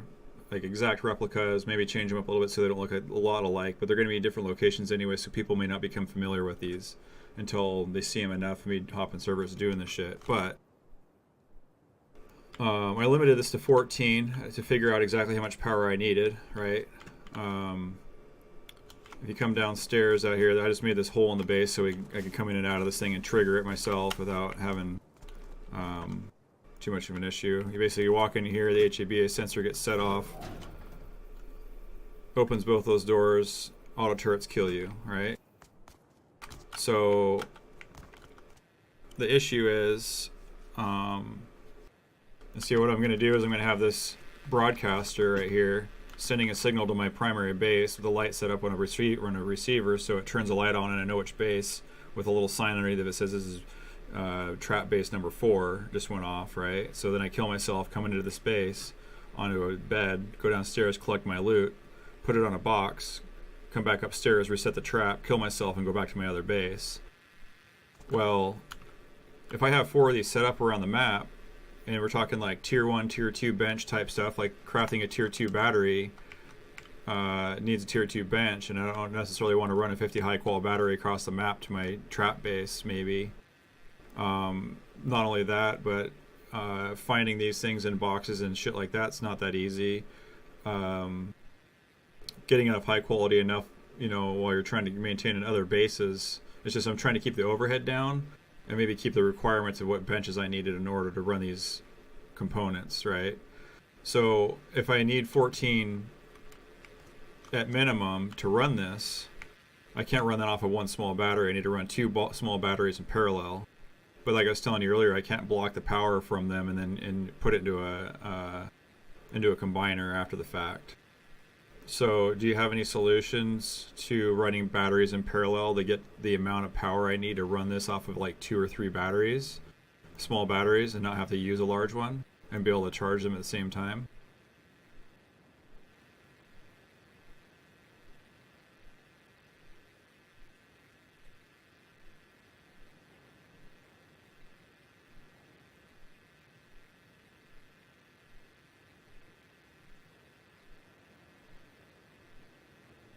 If you use branches instead of splitters, you'll save power, I think. Oh, I see. Because I'm splitting my power 3 different ways.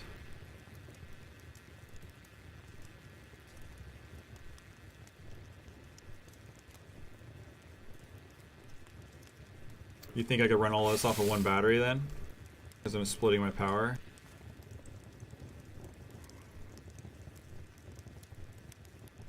Each branch uses 1 power, right? So if I'm using a branch instead of a Dubus. Okay.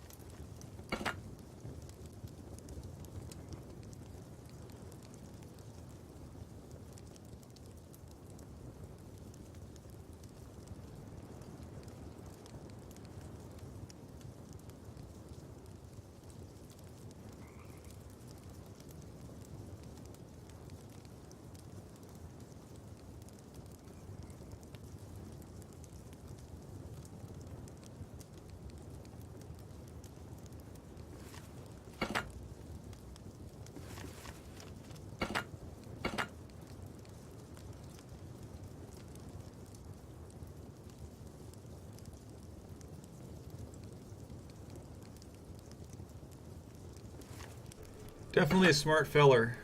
Definitely a smart feller. Definitely has a lot more practice at it than me, though, so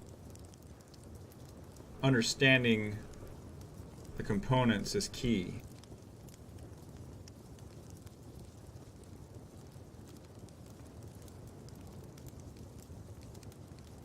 probably a programmer though. I'm not a programmer, but I have some logic behind my brain function. A little bit of logic in there. I've taken a programming class in college. I ran a database at work for inventory. I got me a fair amount of logic and in the and ifs and or statement stuff. This is actually pretty basic shit. There's just a lot of variables, and then understanding how to use the variables and make the shit fucking shebang whack, you know.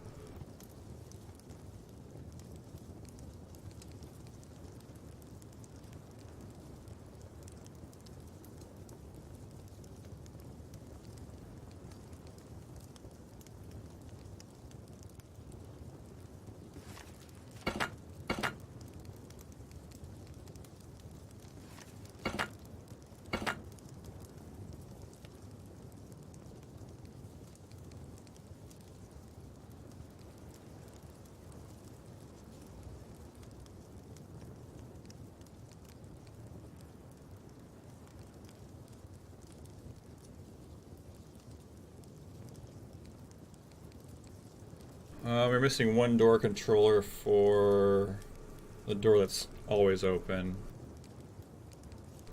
And then there's the two door controllers that open when the function happens too. I don't know if you're accounting for that yet.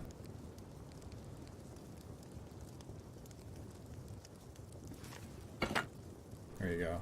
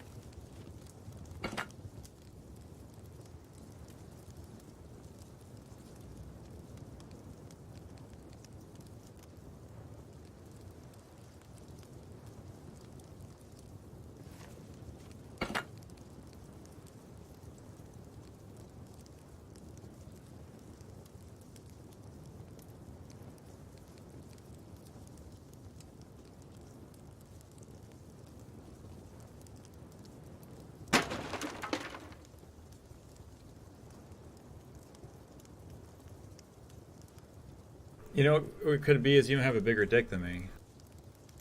I don't know if you ever thought of that. There's possible though. It's hard to believe, but there's definitely a possibility. There's always somebody out there, you know?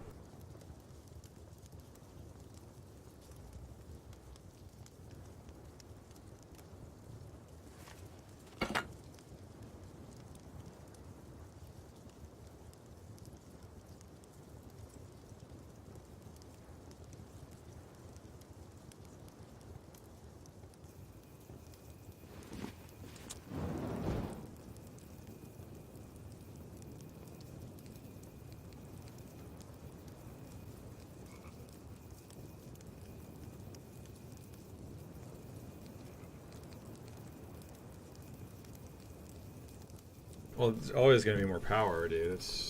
That's just a given. Okay, yeah. This is the gate switch is going to take just as much power as a timer switch. I just use the timer because it's set to 1 second or whatever to reset it, but I assume it takes the same power anyway, right?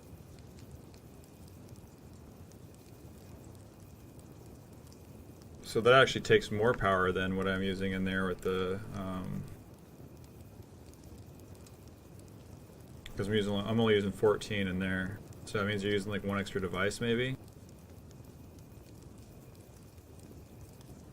And it's probably because you're using two branches instead of one splitter to run two door controllers, I would assume. You might actually be better off by using only taking away two of these and putting in one splitter for the two door controllers.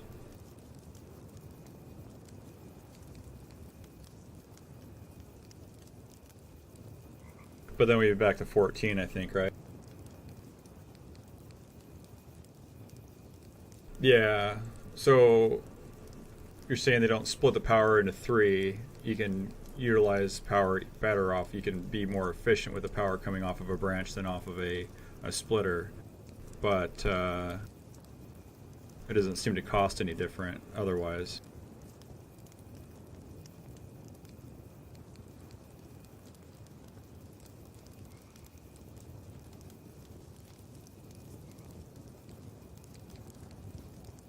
Gotcha. Okay. Yeah. So it's cheaper in the cost of the overhead of the Dubus. I see what you're saying. So yeah, that could save me some high qual. Doesn't save me power though. I was almost thinking about running half of it, like running the door controller circuit off of one battery, whatever. So like I'm using one small battery to run the door controllers and one small battery to run the, the door controllers. And then so two door controllers and the transmitter would be run off of one battery, and then the memory cell would be run off of the memory cell, and the HABA sensor would be run off of the secondary battery.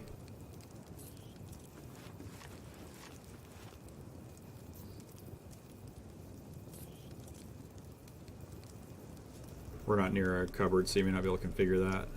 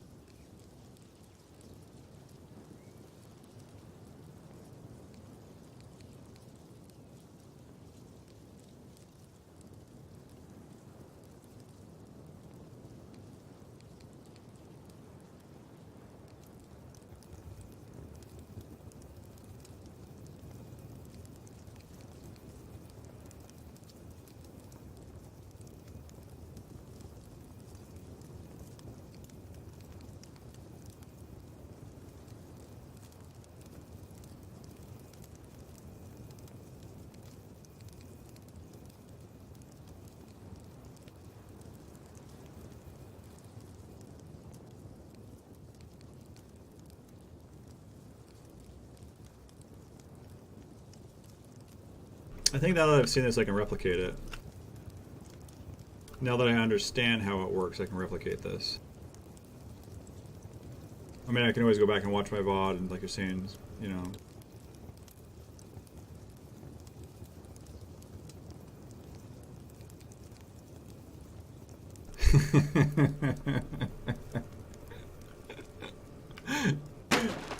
Tyrone just banned somebody off the server. That was fucking amazing.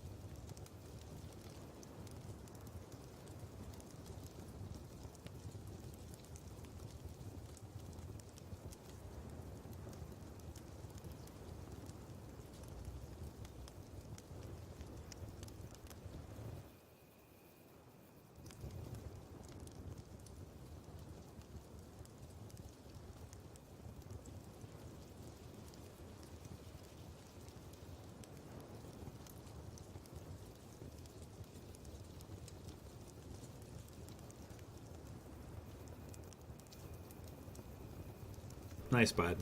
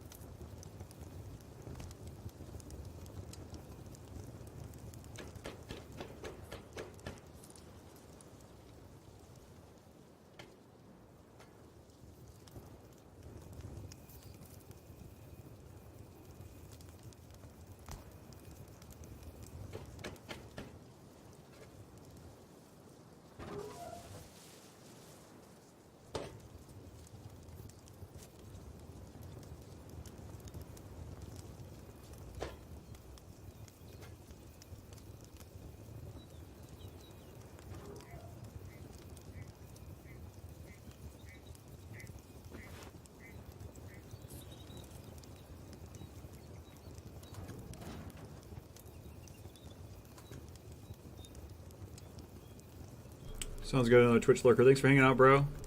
I kind of watched one of his little clock videos last night, but I'm not as interested in something like that. You could use the clock for a counter, though, to make a at a certain time for something to open up and close or whatever, for sure, for like power gating or whatever.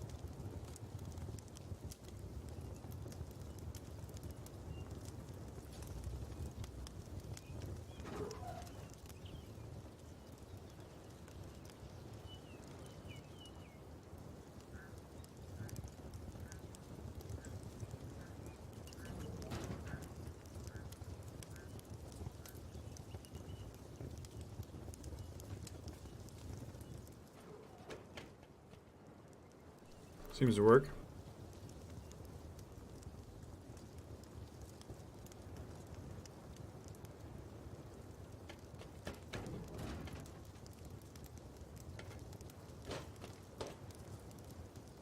So the memory cell isn't keeping the, unless you just reset it, but it didn't keep the. See what I'm saying? Memory cell's not working.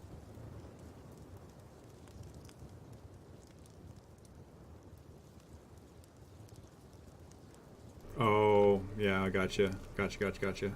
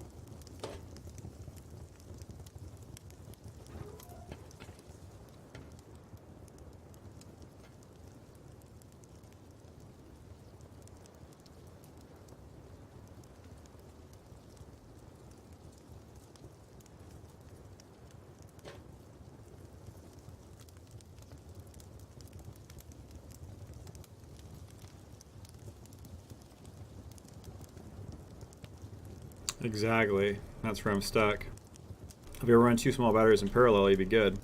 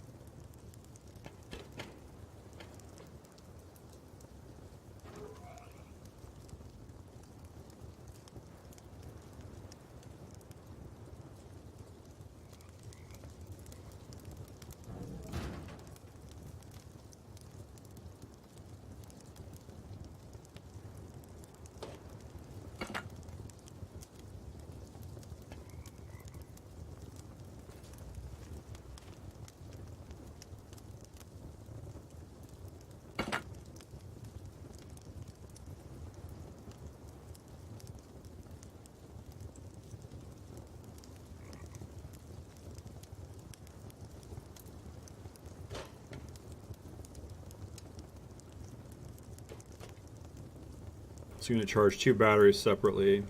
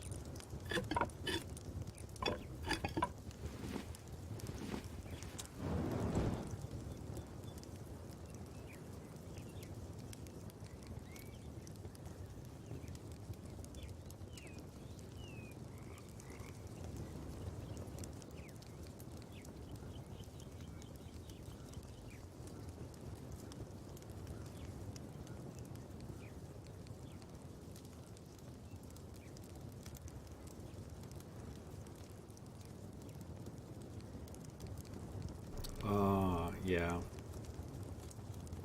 That's why I've been using windmills a little bit, just to have dedicated power to batteries while I'm testing shit.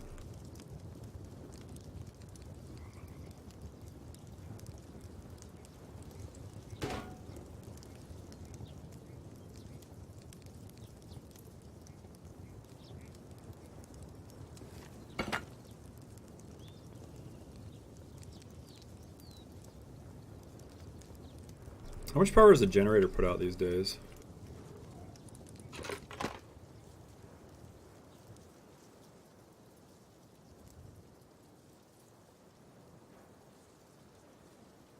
Oh, 100. Okay.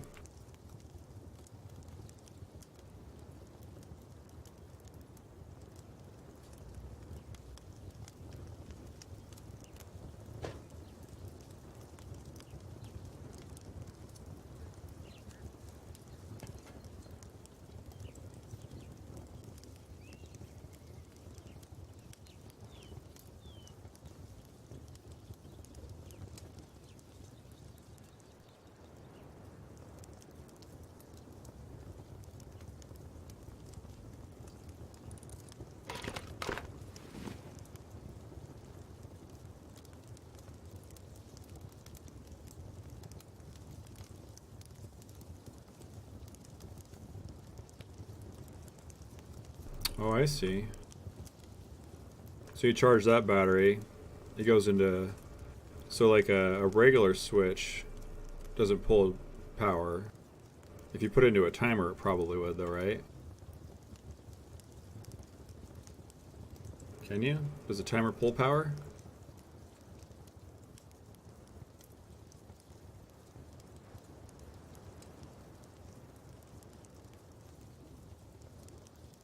I'm pretty sure a timer might pull power.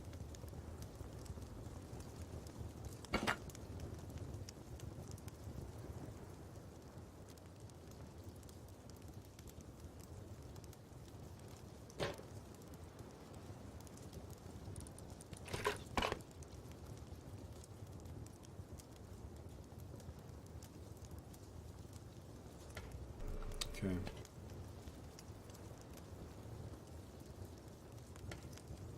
So if you run a second battery, say just for giggles and grins, we ran a second battery on this same charging system, would you have to do a second and or switch for the second battery then? Off the same power input circuit.com?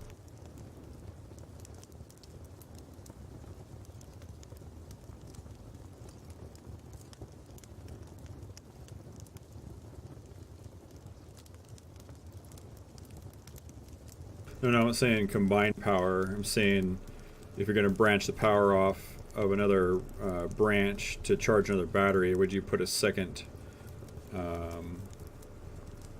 AND switch? I'm just kind of wondering if we could charge a battery, still use a timer, not necessarily have it as a standalone just to reset the memory, but because what if I wanted to trigger that remotely somehow, and I could use the toggle side of the timer just to do it.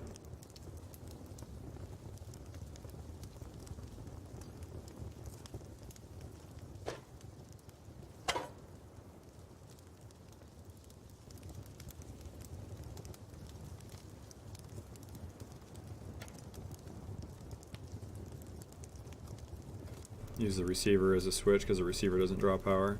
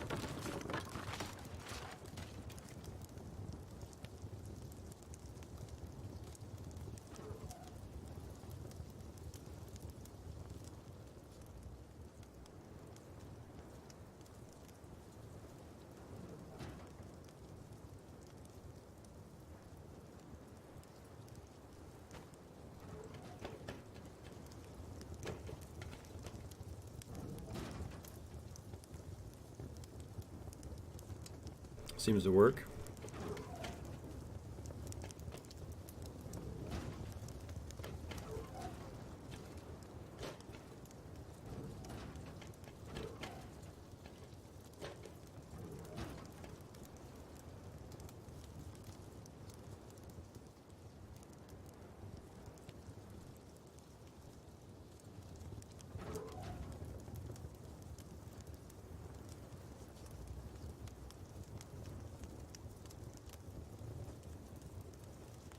So now we're all about coming up with some efficiency.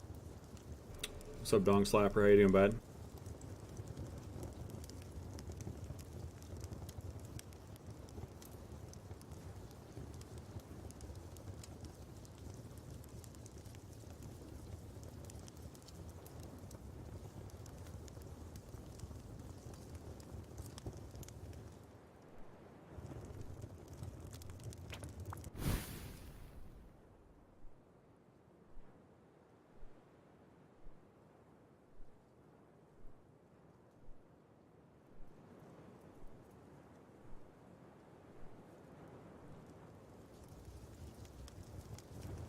I mean, that's pretty damn good, dude. I mean, I think after I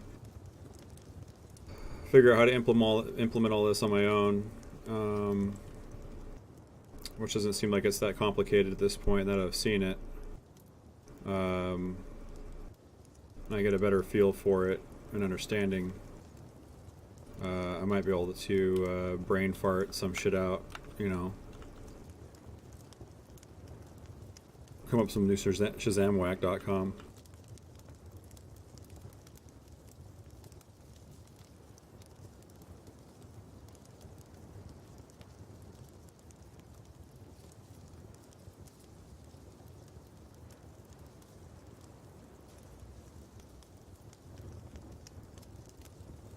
It's not too shabby.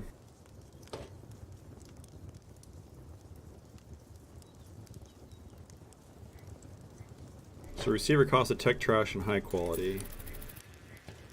It's kind of expensive, but not bad.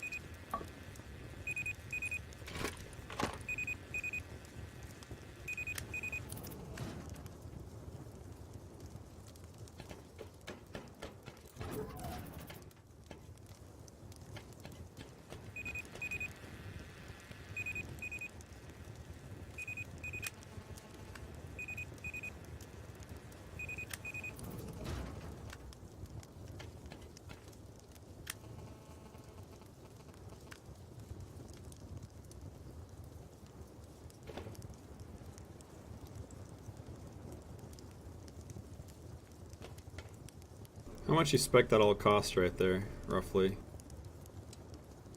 I have to math it out, but 150 high qual maybe or something, maybe a little more than that.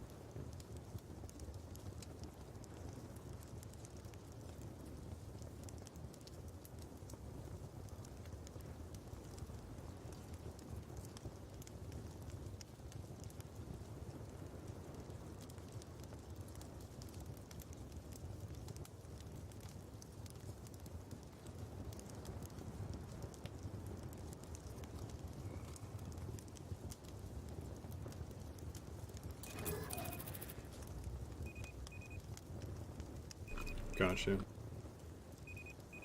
It's not too bad. Really, it isn't.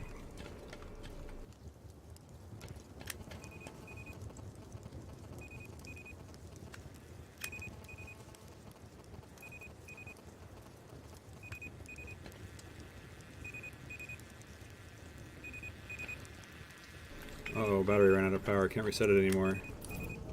Oh. Oh. That's weird.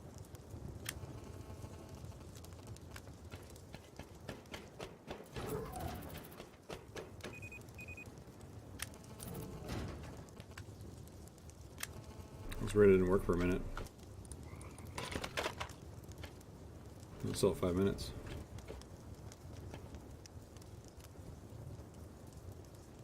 I don't know what that was about. Really? Because I was standing back here, but...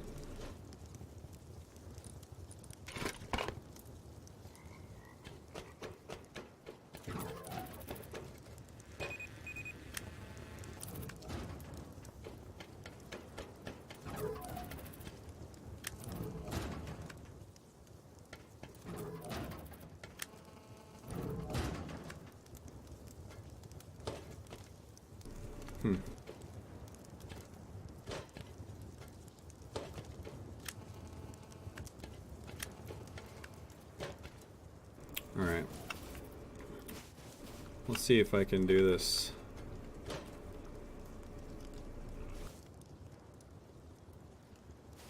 Let me study this one more time here.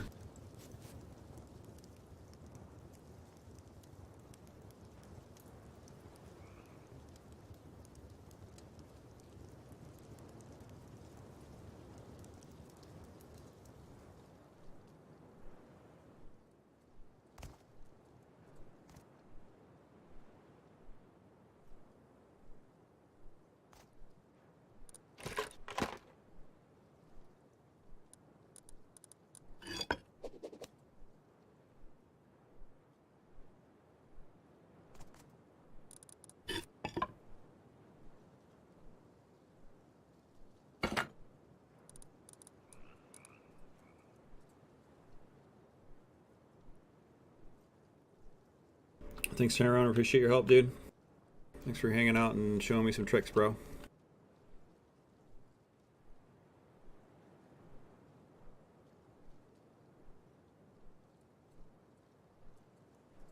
Alright, I need the AND switch. Where am I at? Way in the corner.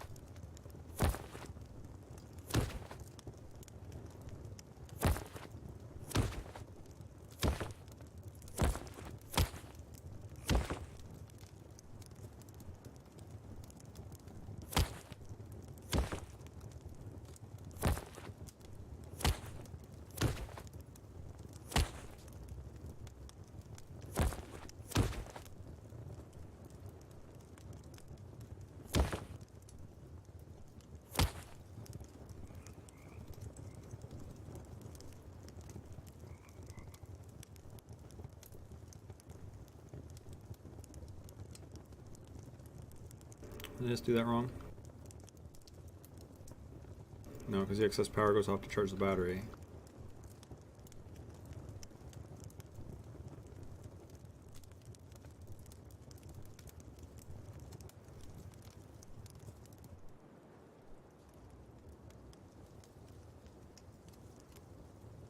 Oh, no it doesn't. It goes off the other blocker to do the other blocker. No, it goes off to that.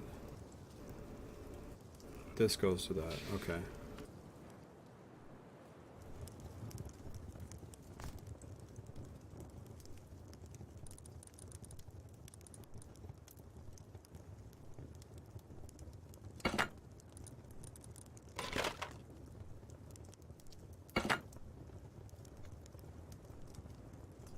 So now we have power coming in. That's good. So this is lit up.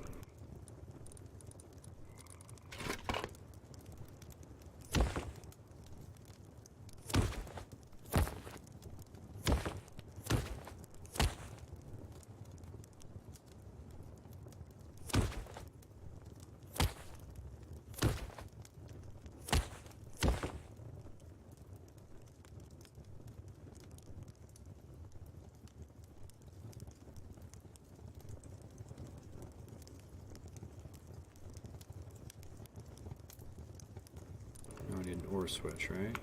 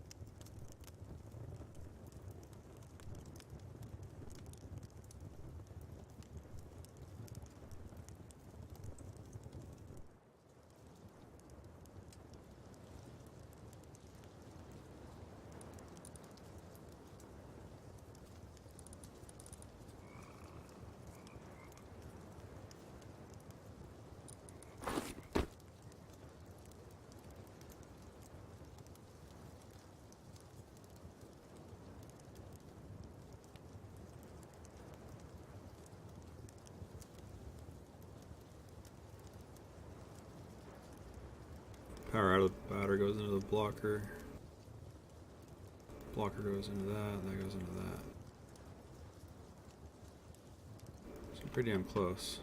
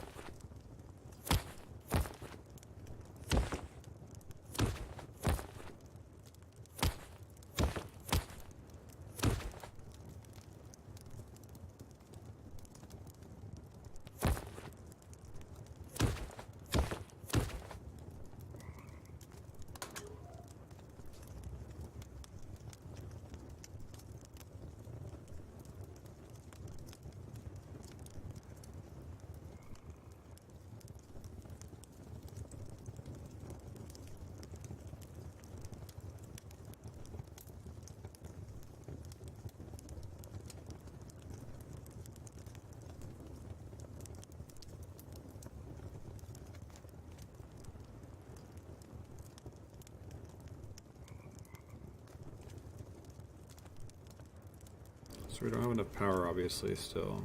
But my question is, can I add another battery with another splitter with another blocker? Basically another power out.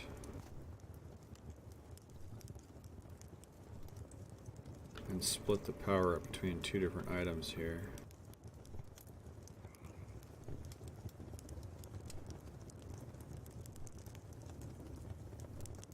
Or am I better off just running a large battery and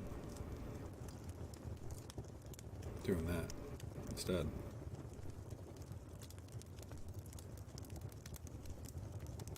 I think I need to set that one.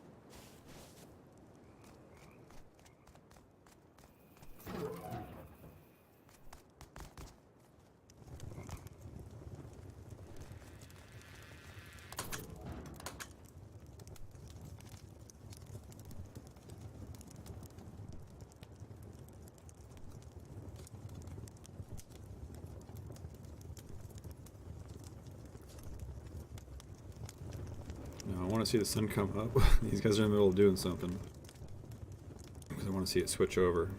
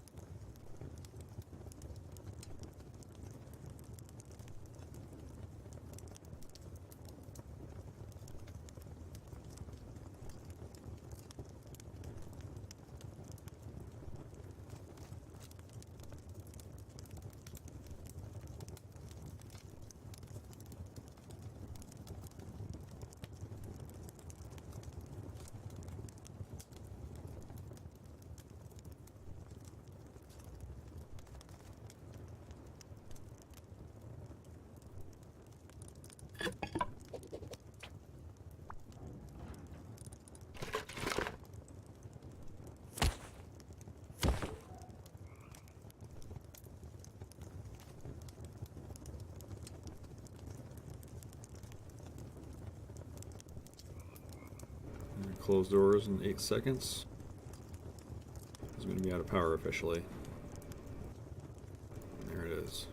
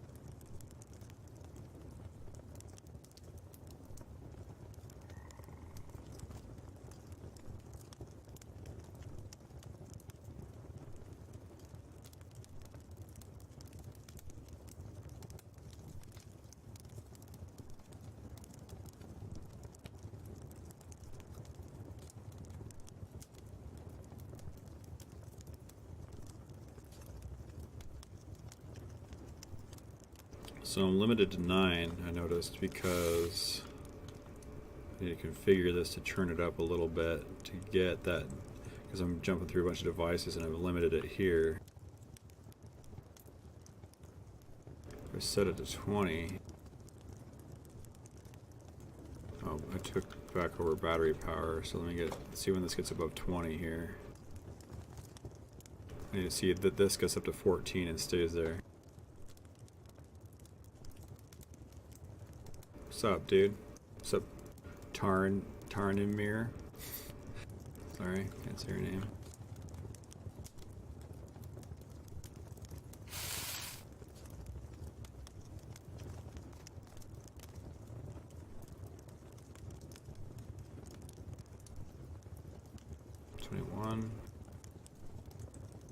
So battery still takes precedence, I think, because why? Because there's not enough juice coming from what? Oh, because I don't have enough power going into the battery yet from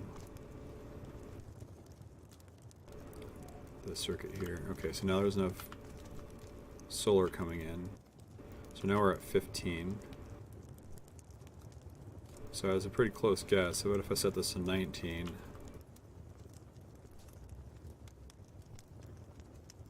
I think it's our minimum amount of power needed to run it. And whatever's left over comes into this and it's actually charging. It should be charging the main battery.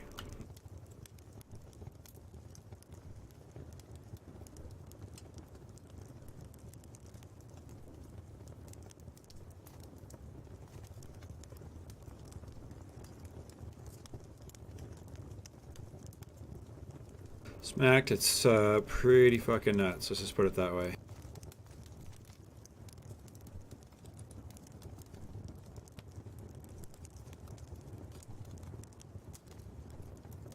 This thing is still not really charging yet.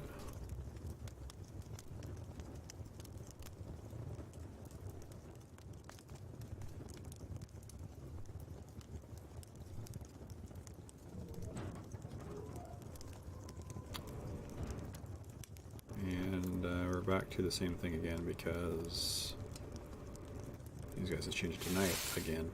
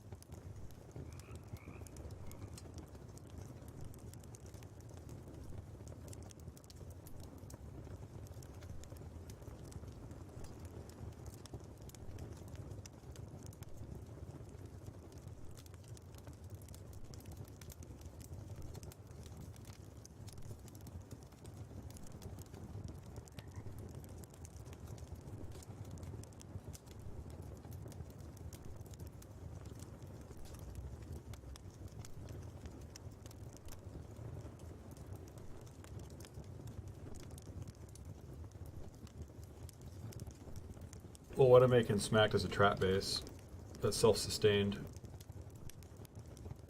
Hopefully it works.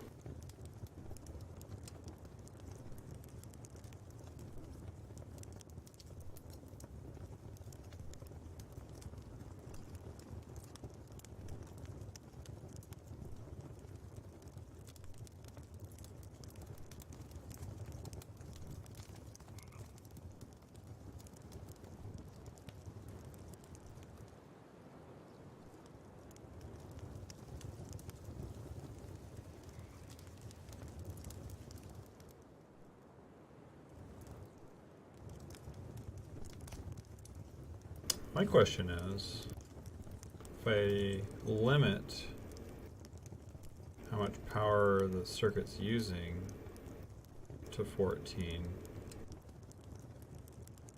will it not drain the battery off as fast? Like if I use a branch and say don't use more than this amount of power? Because otherwise I'm just putting 100 gigawatts of fucking, you know, juice wagon into the Dubas.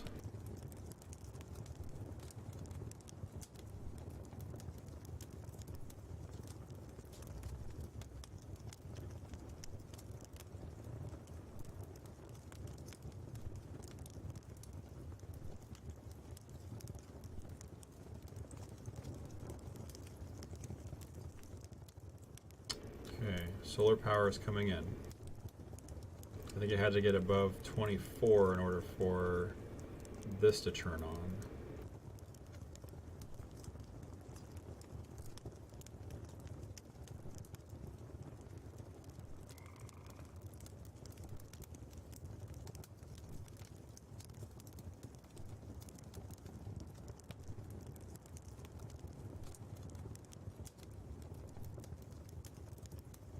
And just turn it to dark again.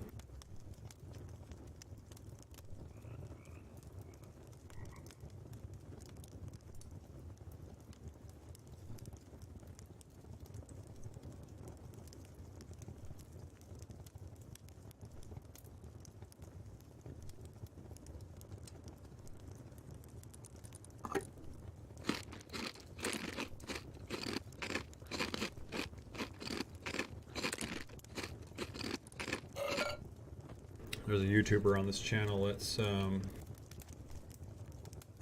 recording something, I think, right now, because he's been turning it back to night constantly, and he's got a few friends on here, so he's probably staged something. He's trying to get an intro or who knows what, but he's been going at it for like an hour, maybe 2 hours now. Maybe not that long. At least an hour, hour and a half. And I kind of want to see this whole thing work properly. But if it keeps on turning it tonight, I can never charge my battery with solar. I wanted to see how much of a charge this thing would get.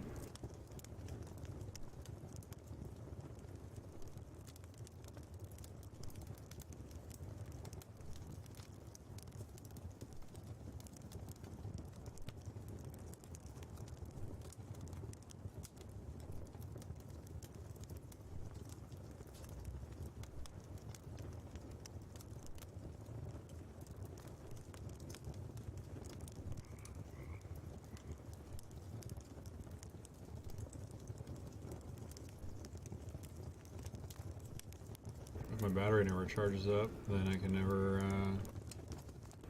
fully test it.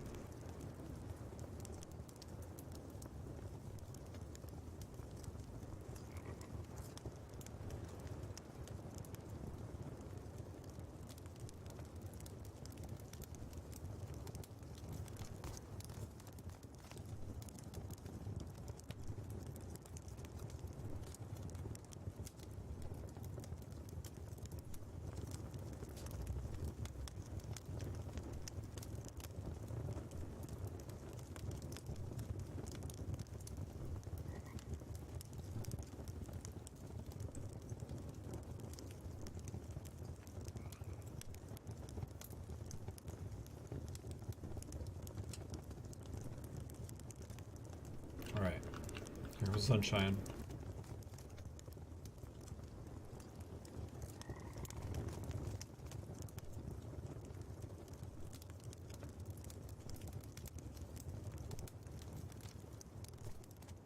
Come on, power, income. Income to me, my friend. Give me the juice. 17. Do not change the time, please, my friend. I want to look at the numbers of units of measuring income power to ratio of poop on kids.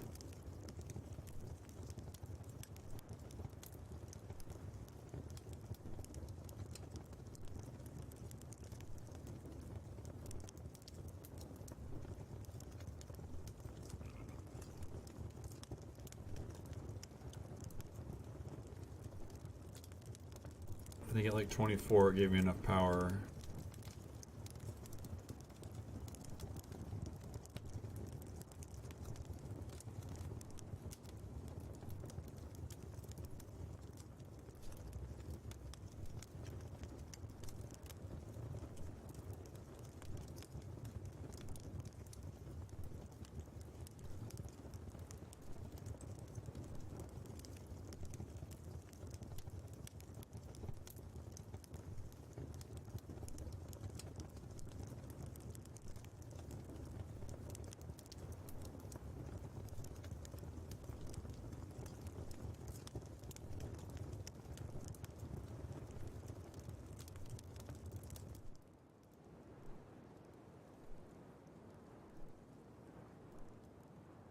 So we're not even getting full sun yet because those trees right there.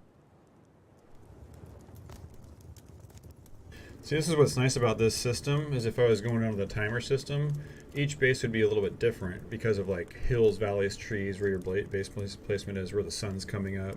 I'm not going to get full sunshine until it's like, you know, 11 o'clock in the morning for the server time. Alright, I got full power, enough power to run the trap.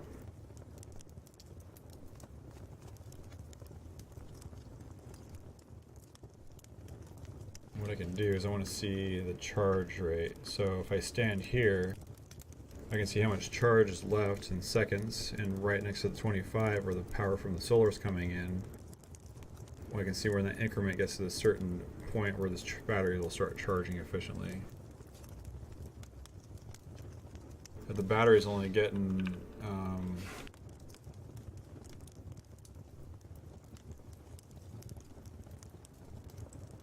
it's only getting 1 volt right now of income, 2, so we're at 26. I'm only getting 80% of that 2 as well, so it's actually charging. It's just taking a super long time because I don't have enough power yet. When it gets midday and it's got 80 fucking gigawatts of power coming in, then it's going to be like taking a lot of charge. We're at 3, but I'm still only getting 80% of the 3.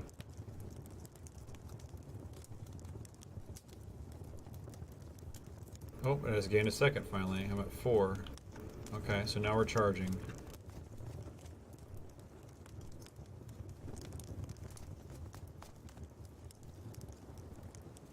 Sun's doing good, but see how I have my solar panels laid out? Like, only these two are really getting a lot of power in the very early morning. I don't want to make it so many solar panels that cost me more in overhead, and I want it to be efficient to get sun at different times of the day. So high noon, I'll probably be getting 80 through here. Right now we're at 30. This has gained a second.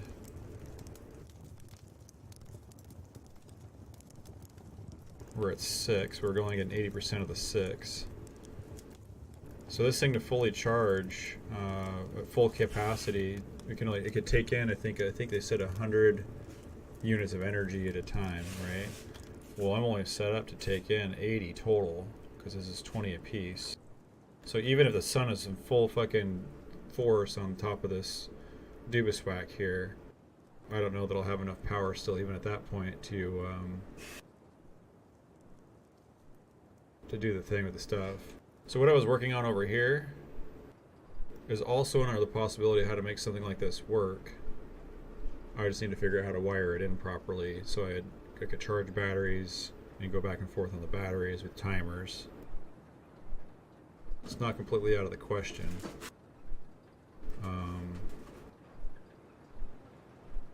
I just don't know if it'll be as reliable as what's going on over here with this.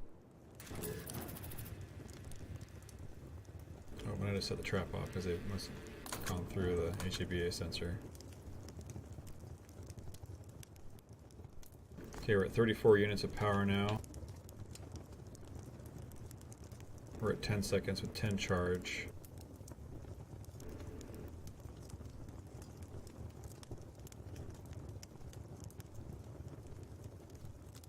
Still not charging super fast though.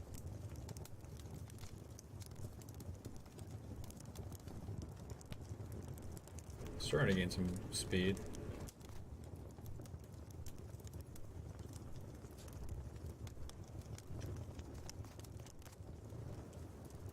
Sun's getting up there.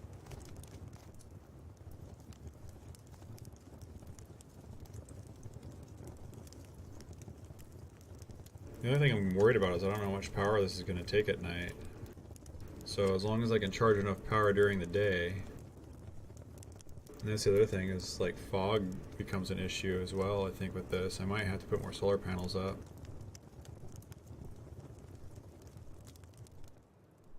See what happens when it gets to high noon though. When I get to 80. We're almost at half.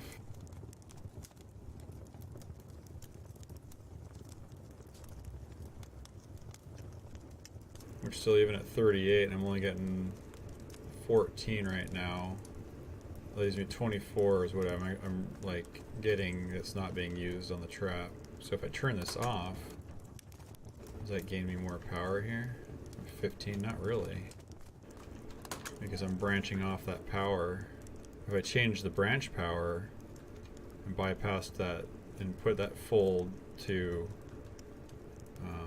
the Dubiswak 5000, then we'd probably gain more power faster in the charge. But still, I'm sitting at 21 seconds. He turns it back to night, I'm going to deplete that power in a matter of like 5 seconds at minimum.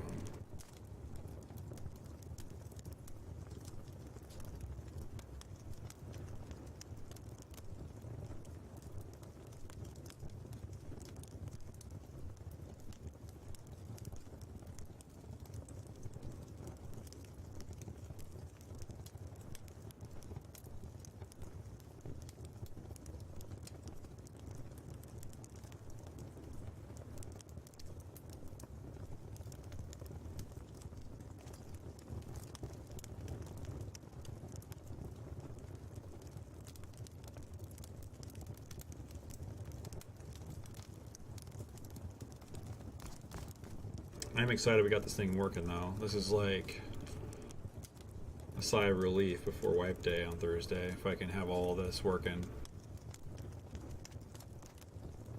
I can make all these components. Between me and Sled, I think we can make all these components on that server.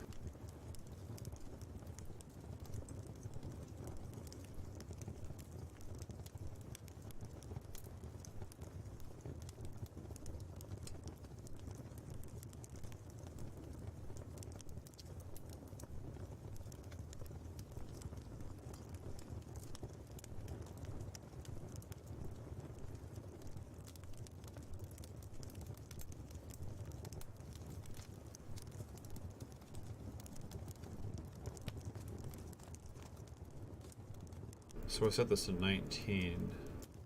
That means between this, And this, I should have 5 units of power being used. So I have 19, 18, 17, 16, 15, 14. This doesn't use power, that's our 14. Now this 14 could be counting this counter as a unit of power as well, but it's nice to be able to have this here so we can see what the power is. 43 seconds and 22. It's not too shabby.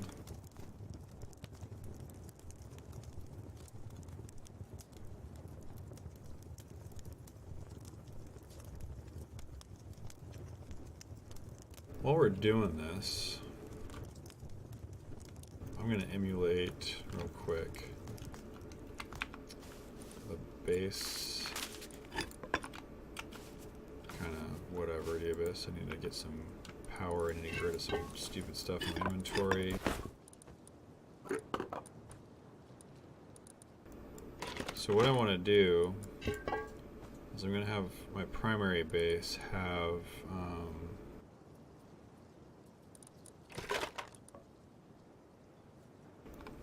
some alarms in it, basically. So that's the whole idea behind having that transmitter. So let's see, I want to go resources, wood, a bunch of stone. I don't think we're going to use that much, but let's just do this.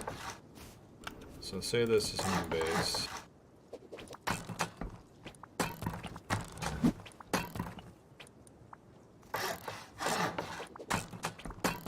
What I would do is I would take items,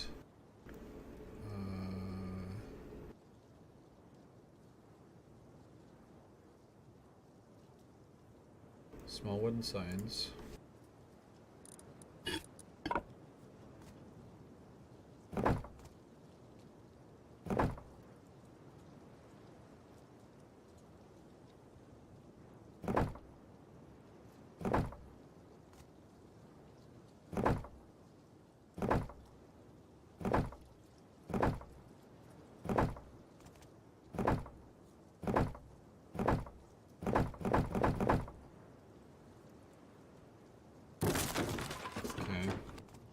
Why that was bugging out.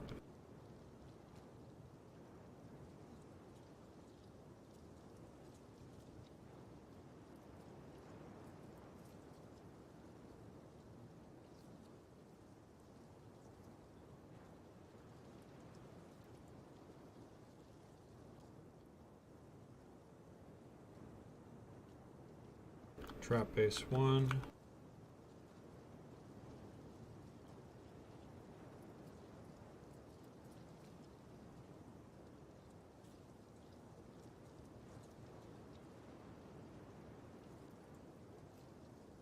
Trap base 2, etc., right? I'm going to fill in the blanks just because I want to feel as realistic as possible.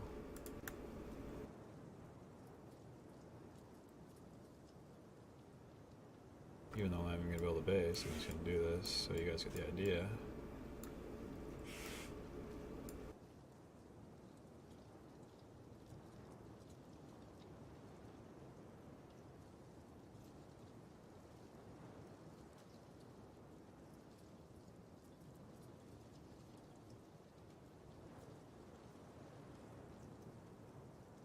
Trap base 1, 2, 3, 4.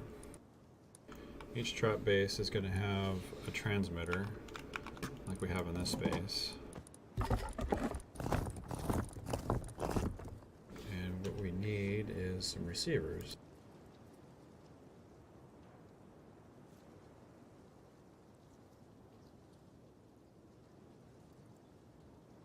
And some lights. Okay.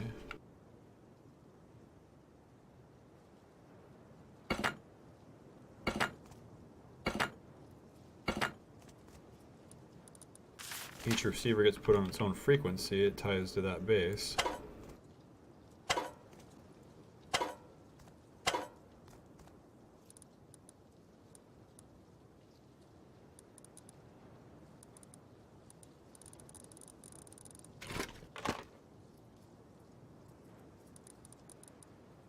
And for giggles and grins, we're just going to put battery in that goes to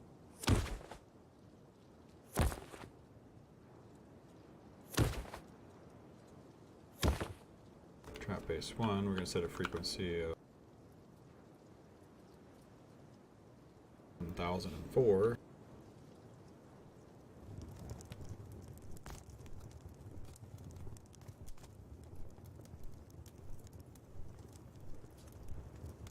So when not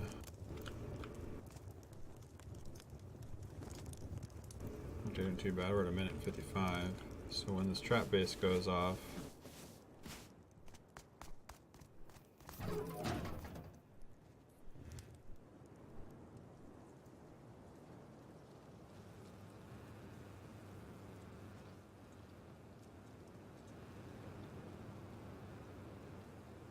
this light doesn't go off.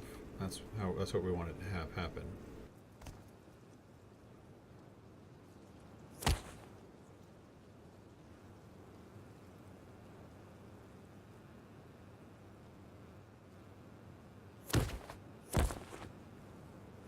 What we wanted to do is wire it correctly. So then this starts going off on our main base. Kill myself. I go back over to here. I run downstairs. I find the juice wagon off the body. Chop up the shiznet. Something just happened that I don't know what it was. Oh. Ding dongs flipped the power off. So we had like a 1 instant of no power. I think this is working. Mostly the way I want it to work. Let's set the trap off one more time, make sure that light works great.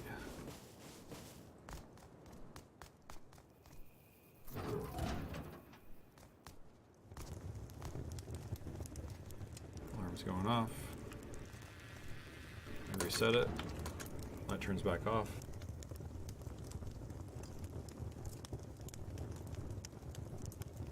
I think this is going to work really well, guys. I'm pretty excited about it. Now, what I need to do is I need to be able to wire this out of memory. Should I do it? Should I wire it all out of memory? I wonder if I can wire it the way he did it, like I'm just on the wall. Oh boy. This is going to be the test right here, guys. I need to do this out of memory so it's fluid, so it's easy. I can make a mistake, but I need to understand it, and the best way to do it is to practice it. And I used to practice building my bases back when I used to lead the big groups. You know what? I could do it over here on this, right?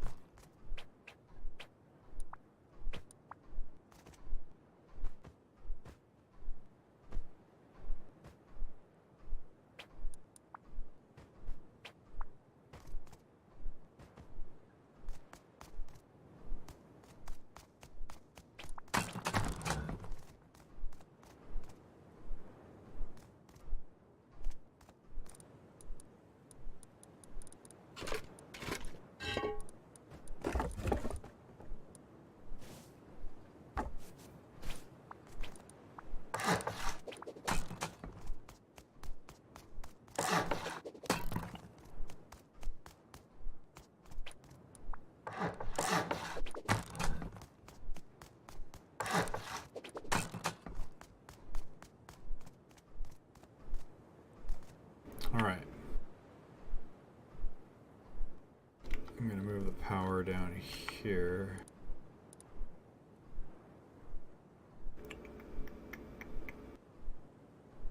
We're going to say that this is all wired upstairs. We're bringing the power into our first branch.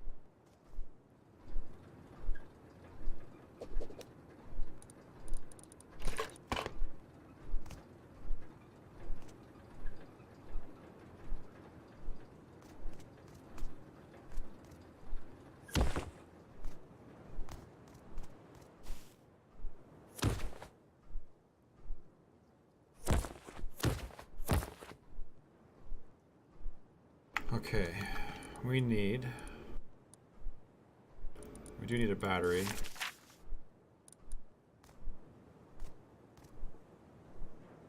Because that's part of the equation.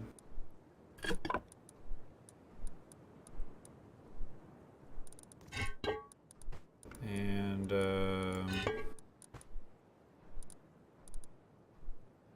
should put some door frames in just to add to that part of it. I don't know. I just don't know. Okay, so let's say let's just set up the battery side first, I guess. I need the AND switch. And I need another branch and blocker.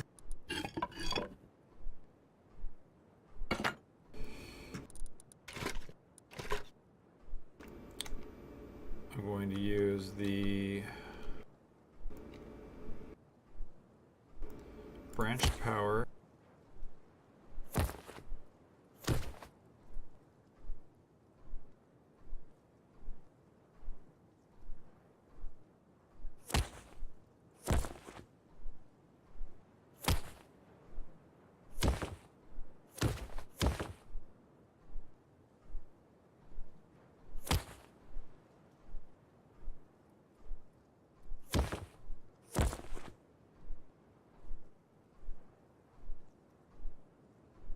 Trying to visualize this.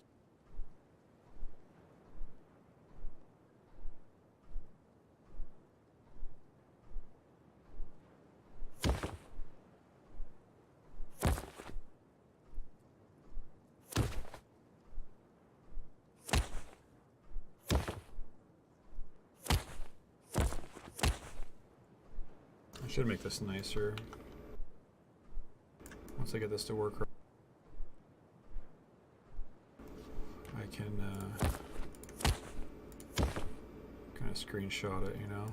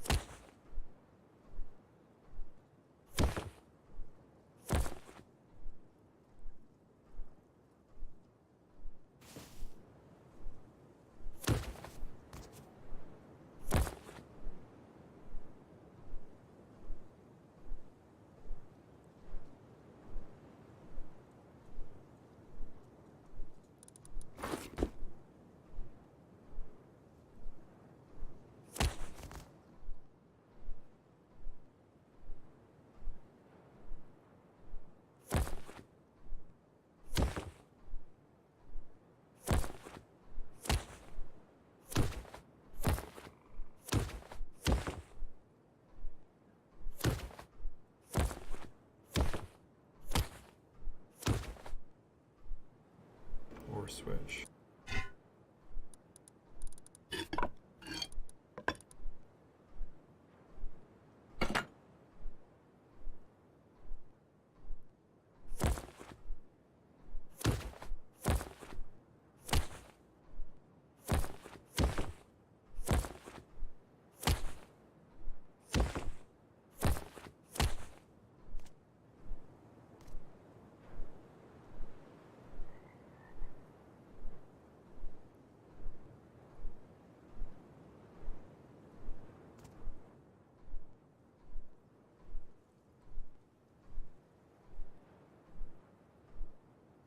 Did I do it right, guys? I can't really test it because I don't have solar power.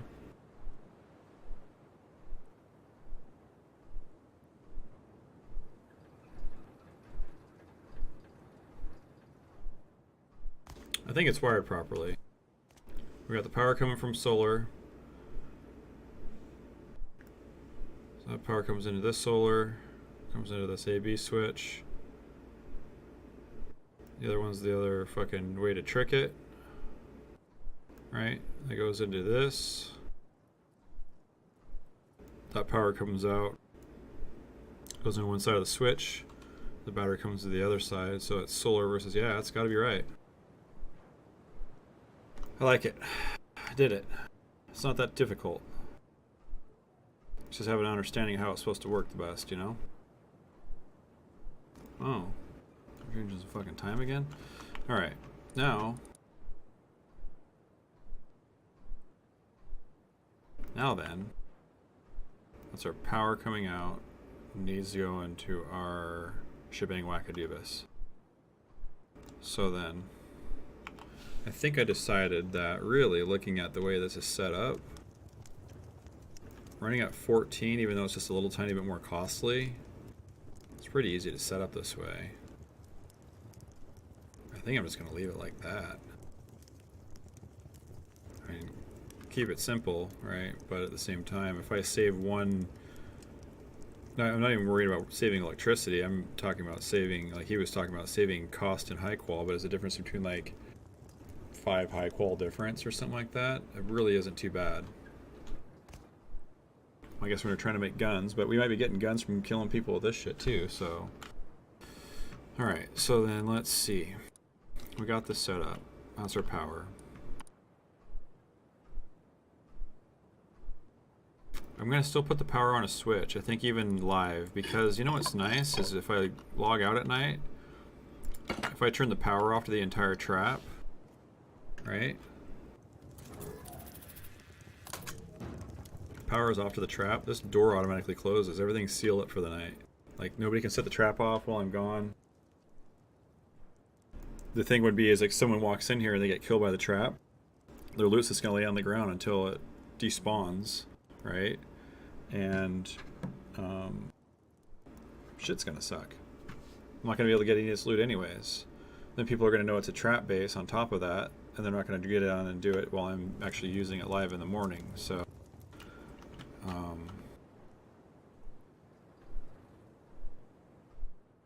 fuck it. So I'm gonna have the switch live on the vanilla server because I want to be able to turn this off when I'm not gonna be around.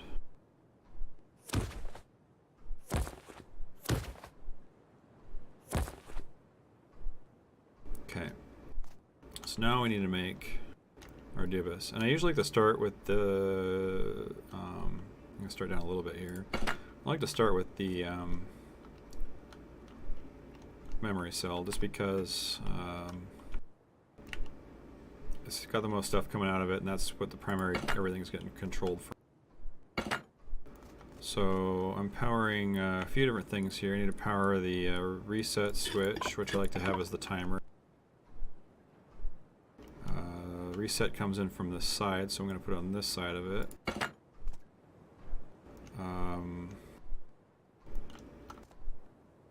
We need to power one door controller off this side.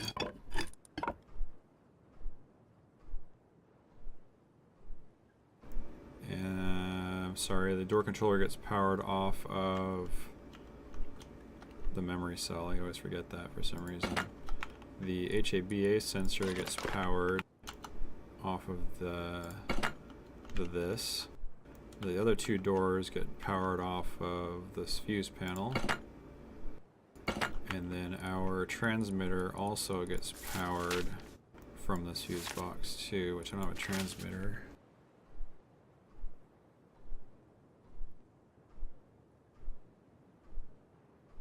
Receiver, transmitter, where's transmitter? There you are.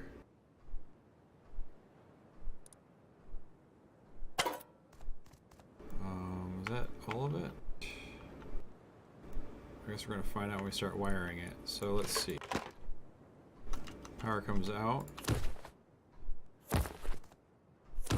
into the fuse box. We power the memory cell and the timer.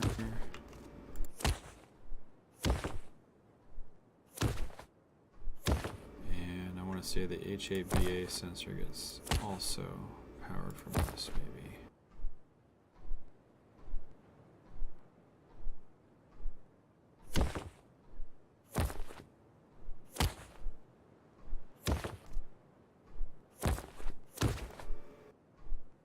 HABA sensor goes into the set.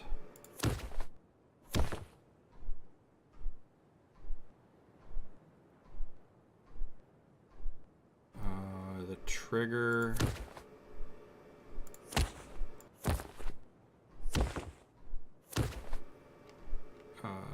Reset for the, where is that at?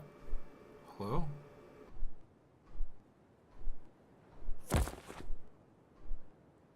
Oh, I was using the wrong side of the switch. I was trying to come off the toggle. I meant to come off the power. Okay. This power goes into the power in for that door. That's the one that's open. It's powered when someone walks in. And then the other inverted power, whatever, goes into here. So when the trigger triggers it, the other two doors open, and the transmitter gets a signal to let us know that somebody has tripped the whole shebang. That's it. The whole thing's set.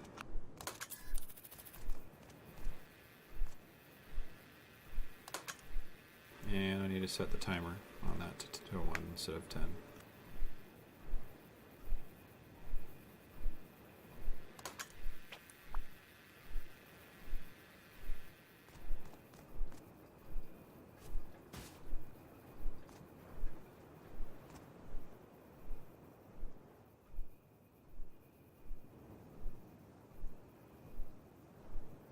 Okay, I screwed up not really anything here, but I need to configure this to, was it 19?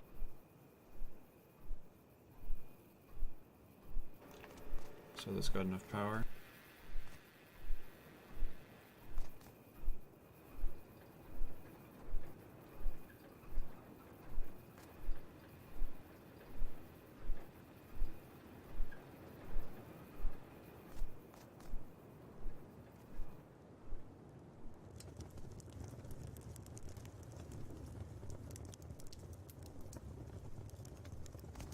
This thing's not running right now, so this is probably charging up. It's at 43.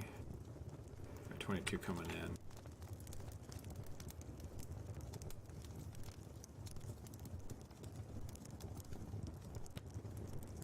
I wish these guys weren't fucking around with the time so I could actually watch this thing work right. I need to have this not work right when I'm on the server live, and I've never got to test this part of it.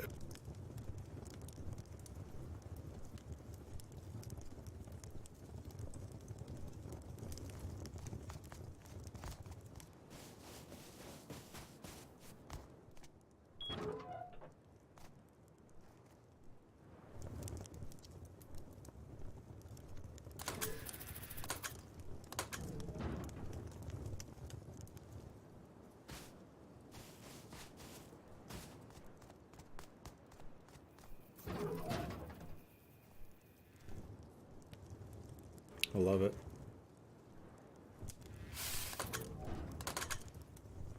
I'm excited for this, guys. It's gonna be sweet. Alright, so one other thing I really wanted to do is I wanted to see if I can come up with a better design for the base. I need to set up so that there's like a lure for people to come into it, right? The shotgun traps instead of auto turrets, because that's going to cut the cost down by like 80 high qual, 2 laptops, 2 cameras, and some 5.56. So here's the thing: if I use auto turrets in 5.56, it makes a hell of a lot of noise, right? The cost of the bullets, the cost of the auto turrets, having to have a tier 2 bench to craft 5.56 and auto turrets. If I can do shotgun traps, it's a tier 1. It uses simple bullets. I don't have to have a tier 2 to craft the bullets for it, and it's going to cost a lot less to run the operation. Now, I don't want to say I copied the guy that did this. I got the idea from it, and however all the YouTubers say, you know, use my idea, modify it the way you feel like. I did get a good understanding about what's going on with the sensor, the memory cell and stuff like that from his video. I got an actual way better idea on how it actually works from Named his name off the other day. Rabid Rabbit, I think, has a very good explanation of how the situation works.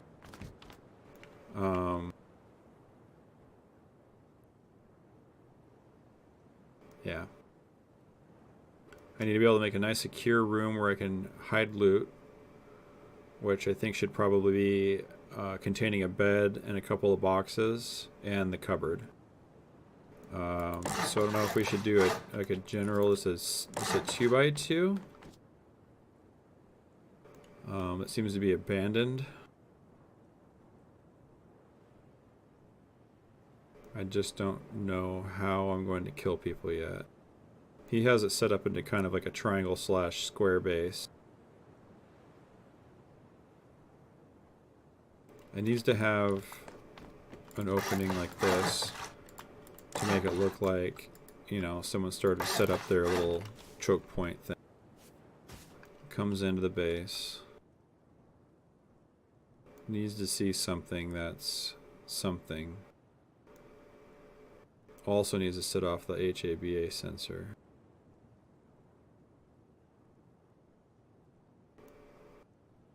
Don't want his friends to be able to get to his body to loot his stuff.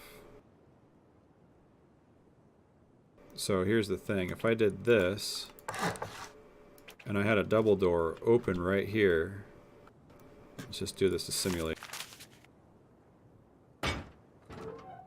Boom. That double door opened up and killed his buddy, somebody as they walked in here. This guy couldn't walk back out of this hole, right? There's no way to get through this. But his friend might be able to stand right here and loot the stuff off his body. Or if I come downstairs to loot the stuff, I don't want to get killed by a guy standing in the doorway, right? I want this to be blocked off. So I'm not going to do it quite like that. And in the current design I have, which seems to work out pretty well, I've got this. Right? We get them into the base. They come into here. This turns into a triangle because this is the center of the base. And it's about the time they get around this corner they set off the HABA sensor.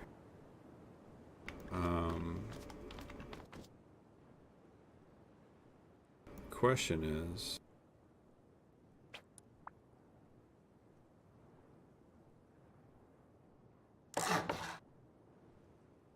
get him this far into the base.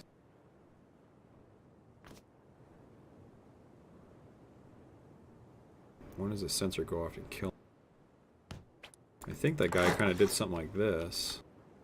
Because he made a loot room around the corner. What I want to do is I want someone to come in here and go around the corner, and that's what, you know, and like maybe on this wall is where the HABA sensor. So he has to come all the way into the room, start around the corner, and this HABA sensor could sit like right here. And that could set it off. But I also need to figure out a way to get upstairs for myself. So that shenanigans can happen. I think he put a triangle like right here maybe. And this is what housed the shotgun traps.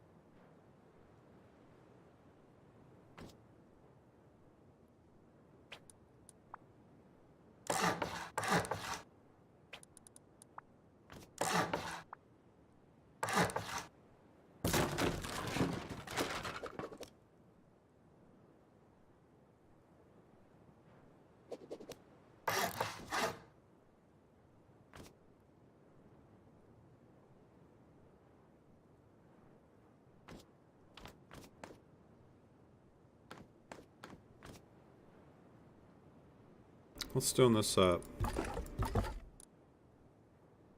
The only thing I don't like about this so far is, how do I get upstairs? It's pretty small. Let's take a look at it from the top. Very, very efficient.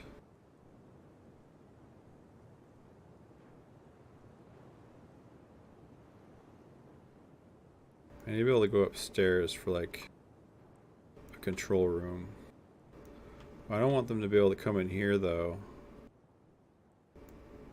and necessarily chip their way out. Let's give ourselves some mat skis.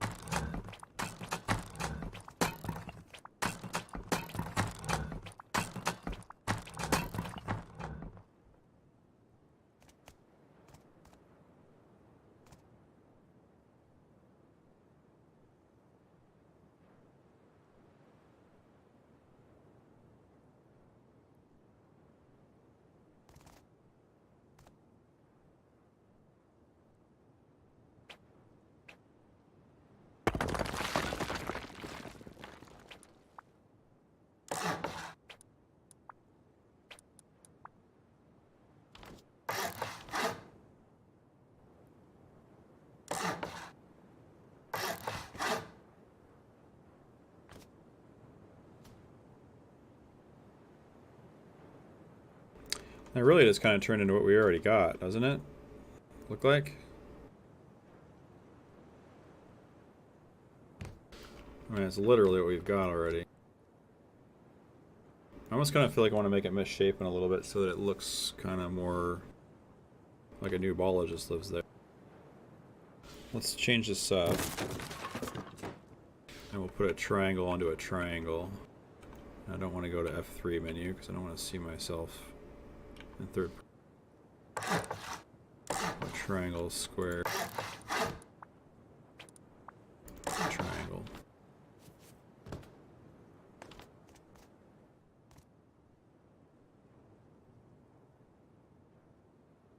I don't really want them to be able to go into this room over here. Maybe I can just keep this closed.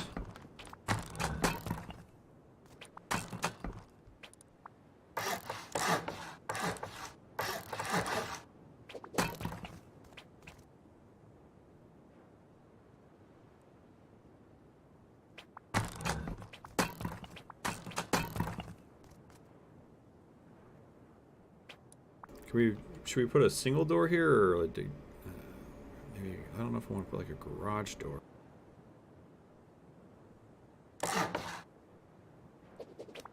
I feel like a single door would be okay. The only thing I don't like about that is this person can now... There we go. So now they're coming in here. That's going to be loaded with shotgun traps.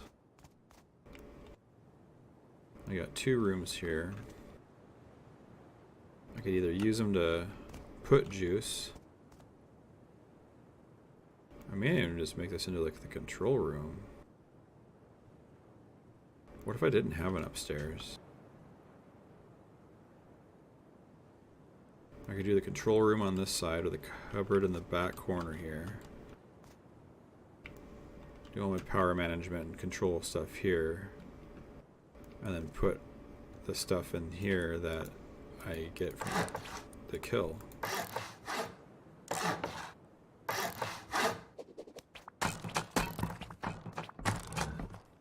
What's our floor plan look like now? That looks a little better. Looks a little bit more like somebody raided me. All right.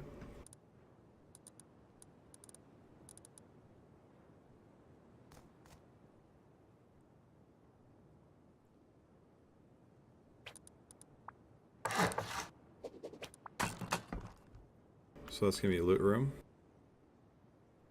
Maybe we'll flip this wall. We want people to get in here and then pick on their way in there.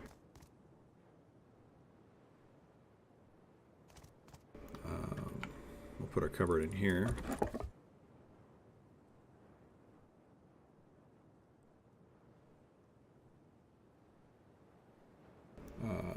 Construction.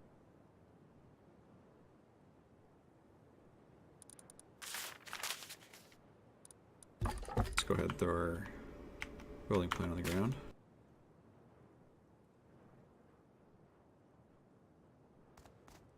And apparently I got a cupboard that's too close. Just coming from this base.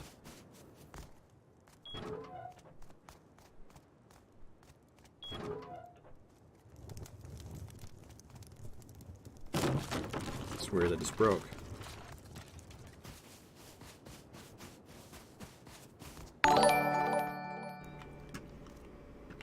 Dude, thanks so much for the fucking follow, bud. Appreciate the fuck shit stack of that shit and shit. So most people center their cupboards into the triangle. Sometimes I like to kind of like offset it. If you ever put like a window in front of this cupboard and you need to upgrade the floor, this makes it a lot easier.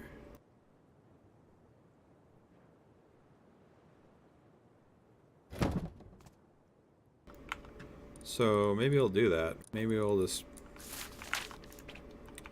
Maybe I want to make sure that if anybody did get in here, they couldn't get to my resources in here.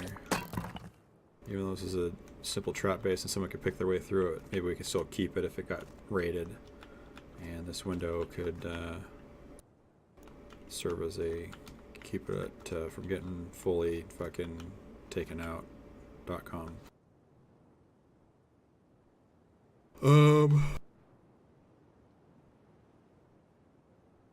Now, if this is going to be our only loot room, and we need space so that we have it. I don't know how much stuff we're going to be getting from people. We might have to like rethink this at some point. But let me see if I can set up. Let's see if I have enough room to set up my whole entire electrical setup. So I'm going to practice this again. You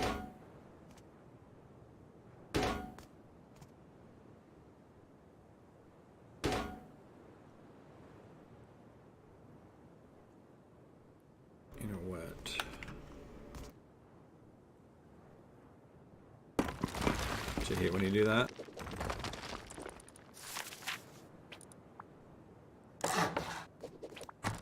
Alright, so the sun was coming up right about where those trees are at.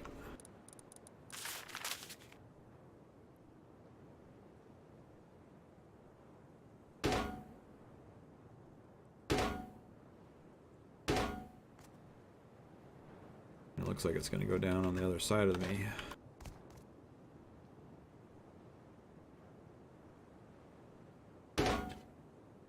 If we're going to be running a large battery, I want to be able to get a full 100.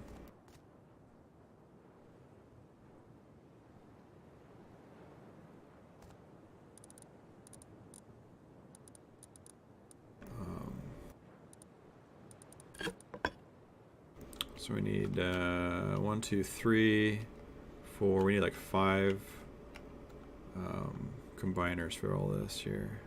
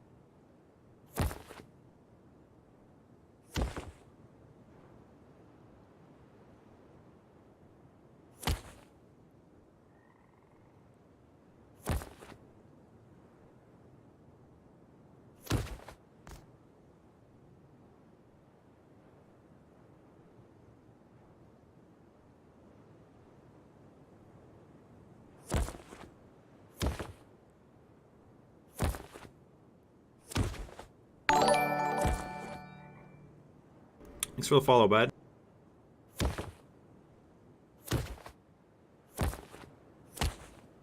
Alright, so we got our main combined power coming out. We're going to put that into a... so we're going to do our power first. Maybe I'll bring the power in on the left here.